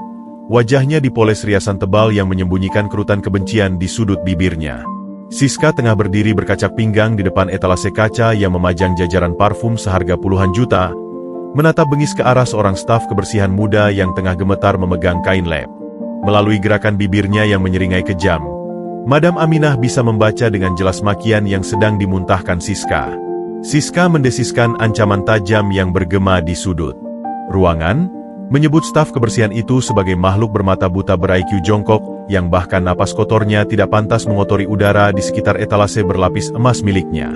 Ia menuduh staf muda itu meninggalkan noda mikroskopis di sudut kaca, mengancam akan memotong gajinya yang tak seberapa itu selama 3 bulan penuh, dan menyuruhnya berlutut menyikat lantai itu menggunakan sikat gigi jika ia masih ingin memberi makan keluarganya yang miskin. Pemandangan itu bagaikan mesin waktu yang menarik ingatan Madam Aminah kembali ke dapur rumahnya, ke pagi jahanam di mana bubur ayamnya ditumpahkan dan ia disuruh memunguti pecahan kaca dengan tangan telanjang. Sifat iblis Siska sama sekali belum berubah. Wanita itu masih membusuk dari dalam, menginjak mereka yang lemah untuk memuaskan dahaga arogansinya. Dengan senyum miring yang menyimpan ancaman mematikan sejuta volt, Madam Aminah mendorong pintu kaca butik tersebut. Lonceng tembaga di atas pintu berdenting halus, mengumumkan kedatangan seorang pelanggan. Siska, yang masih terbakar amarah, memutar tubuhnya dengan cepat, bersiap menumpahkan sisa makiannya kepada siapapun yang berani mengganggu teritorinya. Namun, detik ketika mata Siska menangkap sosok yang baru saja melangkah masuk, pita suaranya seolah dipotong putus secara instan. Insting retail predatornya langsung bekerja dengan kecepatan kilat, memindai dari ujung kaki hingga ujung kepala. Siska melihat sepatu yang harganya setara dengan mobil mewah, setelan sutra yang tidak dijual bebas di pasaran, tas kulit buaya bespoke yang daftar tunggunya mencapai 5 tahun, dan yang paling membuat mata Siska nyaris melompat keluar dari rongganya adalah gelang kuno bertahtakan safir raksasa di pergelangan tangan wanita itu. Safir itu memancarkan kilau biru yang sangat murni, sebuah bukti kekayaan yang usianya mungkin ribuan tahun dan bernilai triliunan rupiah. Kewarasan Siska langsung runtuh oleh keserakahan yang membutakan. Otaknya sama sekali tidak mampu mengenali bahwa wanita super kaya dengan postur Bak Dewi, kulit sekencang porselen, dan rambut hitam legam berkilau ini adalah Nenek Aminah, ibu mertua berpenyakit kusta bersisik yang ia buang ke hutan dalam kondisi sekarat beberapa bulan yang lalu. Dalam sepersekian detik, raut wajah Siska berubah 180 derajat. Bengisnya makian tadi menguap tanpa jejak, digantikan oleh senyuman yang begitu lebar dan manis hingga terlihat menjijikan. Siska berlari kecil menghampiri Madam Aminah, menundukkan tubuhnya hingga membentuk sudut 90 derajat dalam sebuah gestur penghormatan yang sangat berlebihan dan merendahkan martabatnya sendiri. Melalui suara yang diubah menjadi sangat mendayu-dayu dan syarat akan penjilatan tingkat tinggi, Siska menyapa pelanggan misterius itu, menyebutnya sebagai Madam, dengan logat Prancis yang dipaksakan. Ia mempersilakan Madam Aminah masuk dengan merentangkan tangannya, menyatakan bahwa butik eksklusif ini merasa sangat terhormat kedatangan seorang ratu dengan aura keanggunan yang tak tertandingi di seluruh ibu kota. Madam Aminah hanya diam mematung, menatap Siska dari balik kacamata hitamnya. Bau parfum komersial Siska yang dulu selalu membuatnya merasa sesak napas di rumah, kini terasa begitu murahan dan menyedihkan jika dibandingkan dengan kekuasaan mutlak yang ada di genggamannya. Madam Aminah melangkah perlahan menuju sofa bludru merah di area VIP, tanpa mengucapkan sepatah kata pun. Siska mengikutinya dari belakang dengan tergopoh-gopoh bagaikan seekor anjing peliharaan yang mengemis tulang. Begitu Madam Aminah duduk menyilangkan kakinya dengan sangat anggun, Siska langsung berlutut dengan satu kaki di atas karpet tebal, memposisikan dirinya lebih rendah dari pandangan pelanggannya. Dengan mata yang terus melirik penuh nafsu ke arah gelang safir kuno tersebut, Siska mulai melancarkan puji-pujian palsunya. Ia berdecak kagum, Memuji tekstur kulit Madam Aminah yang menurutnya adalah kulit porselen paling sempurna, tanpa celah, dan paling bercahaya yang pernah ia saksikan sepanjang karirnya di dunia kecantikan. Siska bahkan dengan berani mengklaim bahwa Madam pasti menggunakan perawatan rahasia dari mata air pegunungan Swiss, karena mustahil ada kulit manusia di usia matang yang bisa semulus sutra tanpa pori-pori seperti itu. Mendengar pujian hiperbolis tersebut, ulu hati Madam Aminah rasanya ingin meledak menahan tawa-tawa yang sangat ironis. Jika saja Siska tahu bahwa kulit sutra yang ia puji setinggi langit ini adalah kulit yang sama yang dulu ia sebut menyerupai kerak kotoran babi dan bangkai reptil, wanita ini pasti sudah mati berdiri akibat serangan jantung. Tanpa melepaskan kacamata hitamnya, Madam Aminah akhirnya membuka suara. Nada suaranya diatur sedemikian rupa, lebih berat, sangat berwibawa, dan dingin. Ia memerintahkan Siska untuk mengeluarkan koleksi serum anti-aging paling langka dan paling mahal yang tersimpan di dalam brankas utama butik, sebuah produk eksklusif bertahtakan debu berlian yang hanya ditawarkan kepada miliarder dunia. Siska mengangguk antusias hingga rambutnya berantakan, segera bangkit berlari menuju ruang penyimpanan belakang, meninggalkan seluruh staf lain yang mematung kebingungan melihat atasan mereka bertingkah seperti pembantu rendahan. Tak lama kemudian, Siska kembali membawa sebuah nampan berlapis beludru hitam. Di atasnya, terletak botol kristal berisi serum langka tersebut, berdampingan dengan sebuah teko kristal berisi air mineral pegunungan es premium dari pegunungan Alpen Prancis dan sebuah gelas ramping berukiran emas, sebuah prosedur standar pelayanan VIP tingkat tertinggi di butik tersebut. Siska kembali berlutut di dekat meja kaca kecil di samping sofa Madam Aminah. Dengan senyuman yang terus dipaksakan mengembang, ia mulai menjelaskan komposisi molekuler serum tersebut dengan gaya bahasa yang sangat dibuat-buat, berusaha terdengar cerdas. Sambil berceloteh, tangan Siska yang dihiasi kuku akrilik merah menyala meraih teko kristal, berniat menuangkan air mineral super mahal itu ke dalam gelas untuk menyegarkan tenggorokan sang klien triliuner. Di detik yang sangat krusial itulah, Madam Aminah memutuskan bahwa waktu untuk bermain-main telah tiba. Ini adalah momen untuk menguji batas kepalsuan dan harga diri menantunya. Saat air es dari pegunungan Alpen itu mulai mengalir mengisi gelas kristal, tangan Madam Aminah bergerak dengan kecepatan dan kehalusan yang tak terdeteksi. Ia sengaja mengayunkan ujung tas kulit buayanya, menyenggol keras tepi nampan beludru yang sedang dipegang Siska. Benturan itu tak terelakkan. Gelas kristal berukir emas itu terbalik seketika, tergelincir dari nampan, dan jatuh menghantam sudut meja kaca sebelum akhirnya pecah berantakan di atas karpet. Seluruh isi air es premium itu meledak tumpah, mengguyur habis punggung tangan Siska, merendam nampan beludru, dan yang paling parah, menyiram basah sepatu hak tinggi berbahan suede mahal milik Siska yang baru saja ia beli bulan lalu. Suara pecahan kaca itu membelah kesunyian butik, membuat seluruh staf dan pelanggan lain menoleh kaget, menahan napas menunggu ledakan kemurkaan dari sang supervisor kepala yang terkenal sangat kejam jika ada barang yang jatuh. Waktu seolah membeku. Madam Aminah tetap duduk bersandar dengan sangat tenang. Matanya menatap lekat-lekat menembus lensa gelapnya, menunggu reaksi Siska. Ingatan tentang piring keramik retak dan bubur ayam panas yang disiramkan Siska ke kakinya di pagi buta itu kembali berkelebat.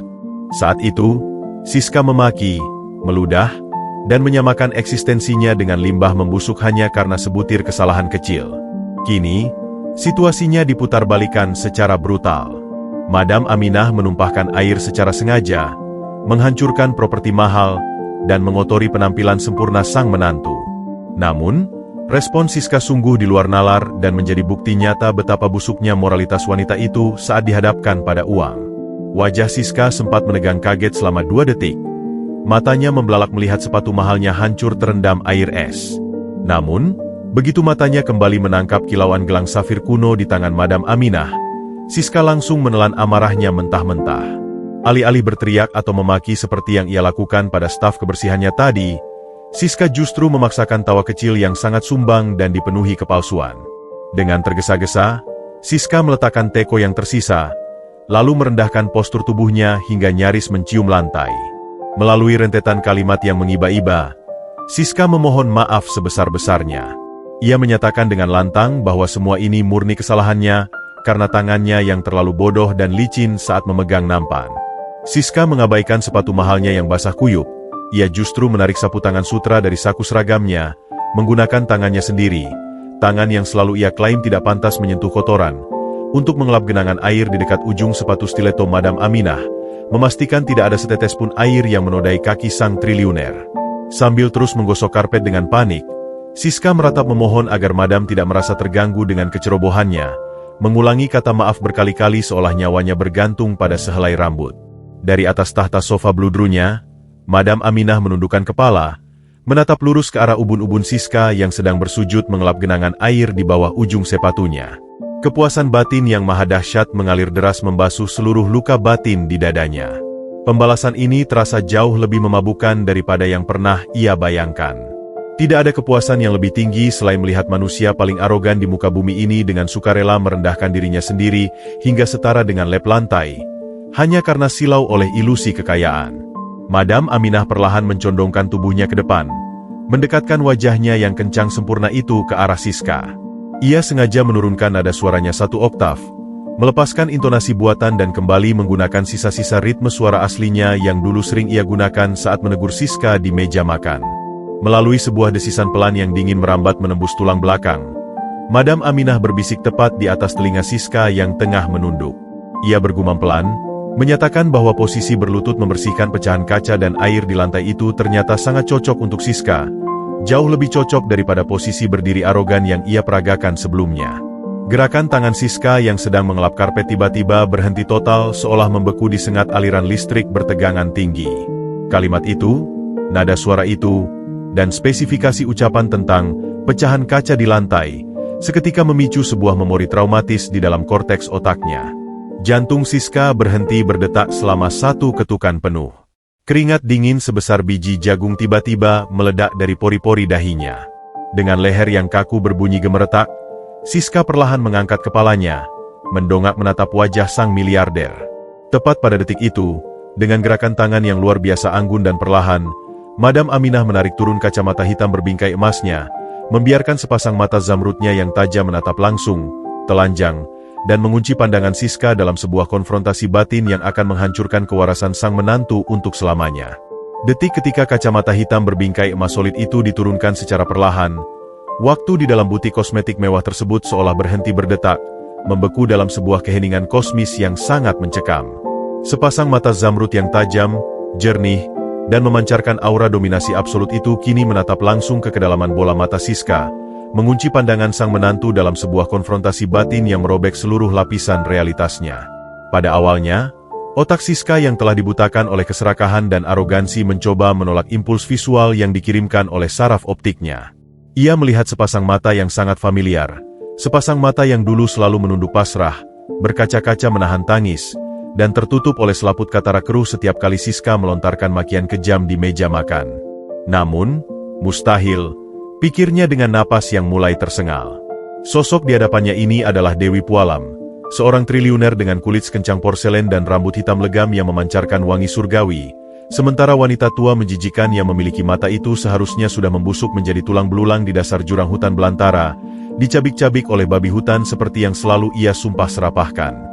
Namun, seiring dengan seringai dingin yang perlahan terukir di bibir merah menyala Madam Aminah, sebuah teror psikologis berskala raksasa mulai merayap naik dari ujung tulang ekor Siska, mencekik kerongkongannya hingga ia tidak mampu menarik oksigen.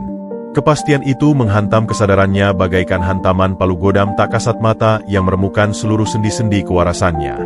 Ketakutan purba yang amat sangat pekat tiba-tiba mencengkeram dan menghancurkan sukmanya dari dalam. Otot-otot kaki Siska yang sedari tadi menekuk di atas karpet basah, seketika kehilangan seluruh fungsinya. Ia jatuh terduduk dengan posisi yang sangat menyedihkan. Bibirnya yang dipoles lipstik mahal bergetar hebat tak terkendali, sementara wajahnya memucat pasi kehilangan setiap tetes aliran darah, hingga menyerupai mayat hidup yang baru saja diangkat dari peti mati. Di bawah tatapan menghakimi dari sang ibu mertua yang kini telah berevolusi menjadi sang algojo semesta, Siska menyadari bahwa ia tidak sedang berhadapan dengan manusia biasa, melainkan dengan manifestasi nyata dari karma itu sendiri. Genangan air es dari pegunungan Alpen yang merendam sepatu mahalnya kini terasa seperti lahar dingin yang mulai membekukan jantungnya. Madam Aminah mencondongkan tubuhnya lebih dekat, menginvasi ruang pribadi Siska dengan aroma parfum oud dan mawar hitam yang sangat mengintimidasi.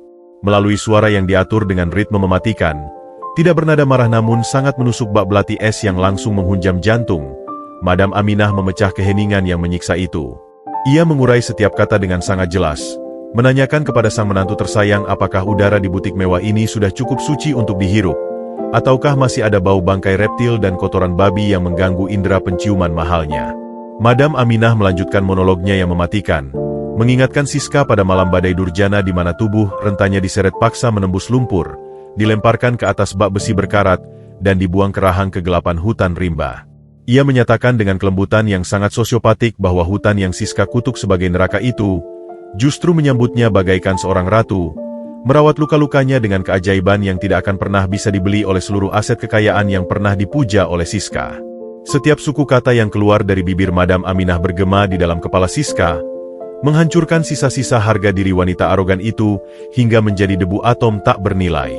Siska hanya bisa membuka dan menutup mulutnya seperti ikan yang tercekik di daratan. Sama sekali tidak ada suara yang mampu melewati pita suaranya yang telah lumpuh oleh teror absolut. Tepat pada momen ketika Siska nyaris kehilangan kesadarannya karena serangan panik yang ekstrim, pintu kaca butik didorong dengan kasar.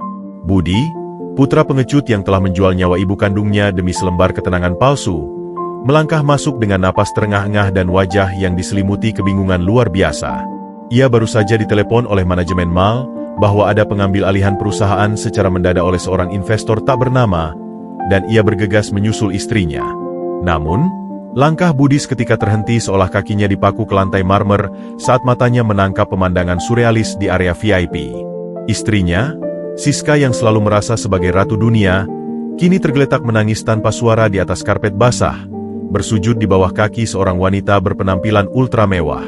Saat Budi mencoba memfokuskan pandangannya pada wajah sang wanita misterius, lututnya langsung lemas seketika.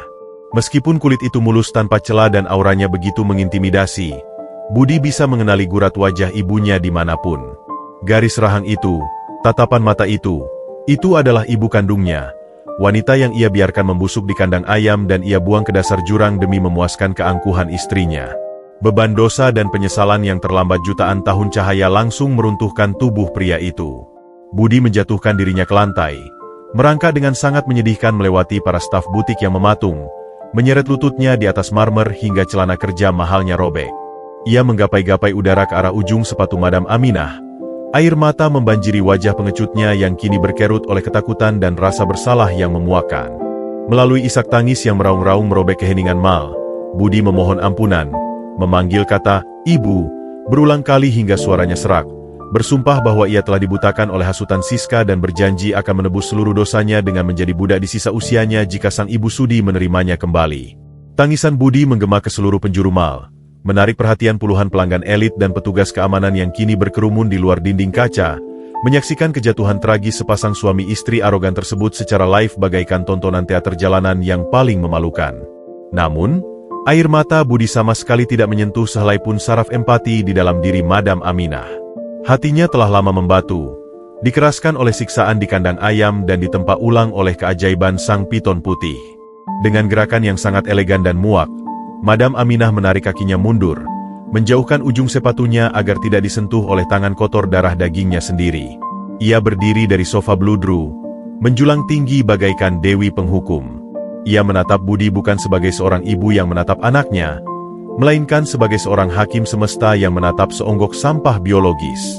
Melalui suara lantang yang menggema hingga ke koridor luar, Madam Aminah mendeklarasikan bahwa wanita renta bernama Aminah yang dulu mengandung dan melahirkannya telah mati tenggelam di dasar lumpur hutan belantara pada malam badai itu. Ia menegaskan bahwa ia bukan lagi ibunya, dan Budi tidak memiliki hak untuk menyebut kata suci itu dari mulutnya yang penuh dengan racun kepengecutan.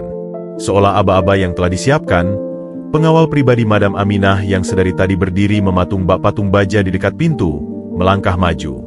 Ia melemparkan sebuah map kulit tebal tepat ke wajah Siska yang masih tersungkur. Dokumen itu berhamburan ke atas karpet basah. Madam Aminah menjelaskan dengan senyum miring bahwa dokumen itu adalah surat pemecatan tidak hormat, pembatalan seluruh bonus, serta dekrit blacklist global yang akan memastikan Siska tidak akan pernah diterima bekerja bahkan sebagai tukang sapu toilet di seluruh jaringan perusahaan multinasional manapun di negara ini. Lebih jauh,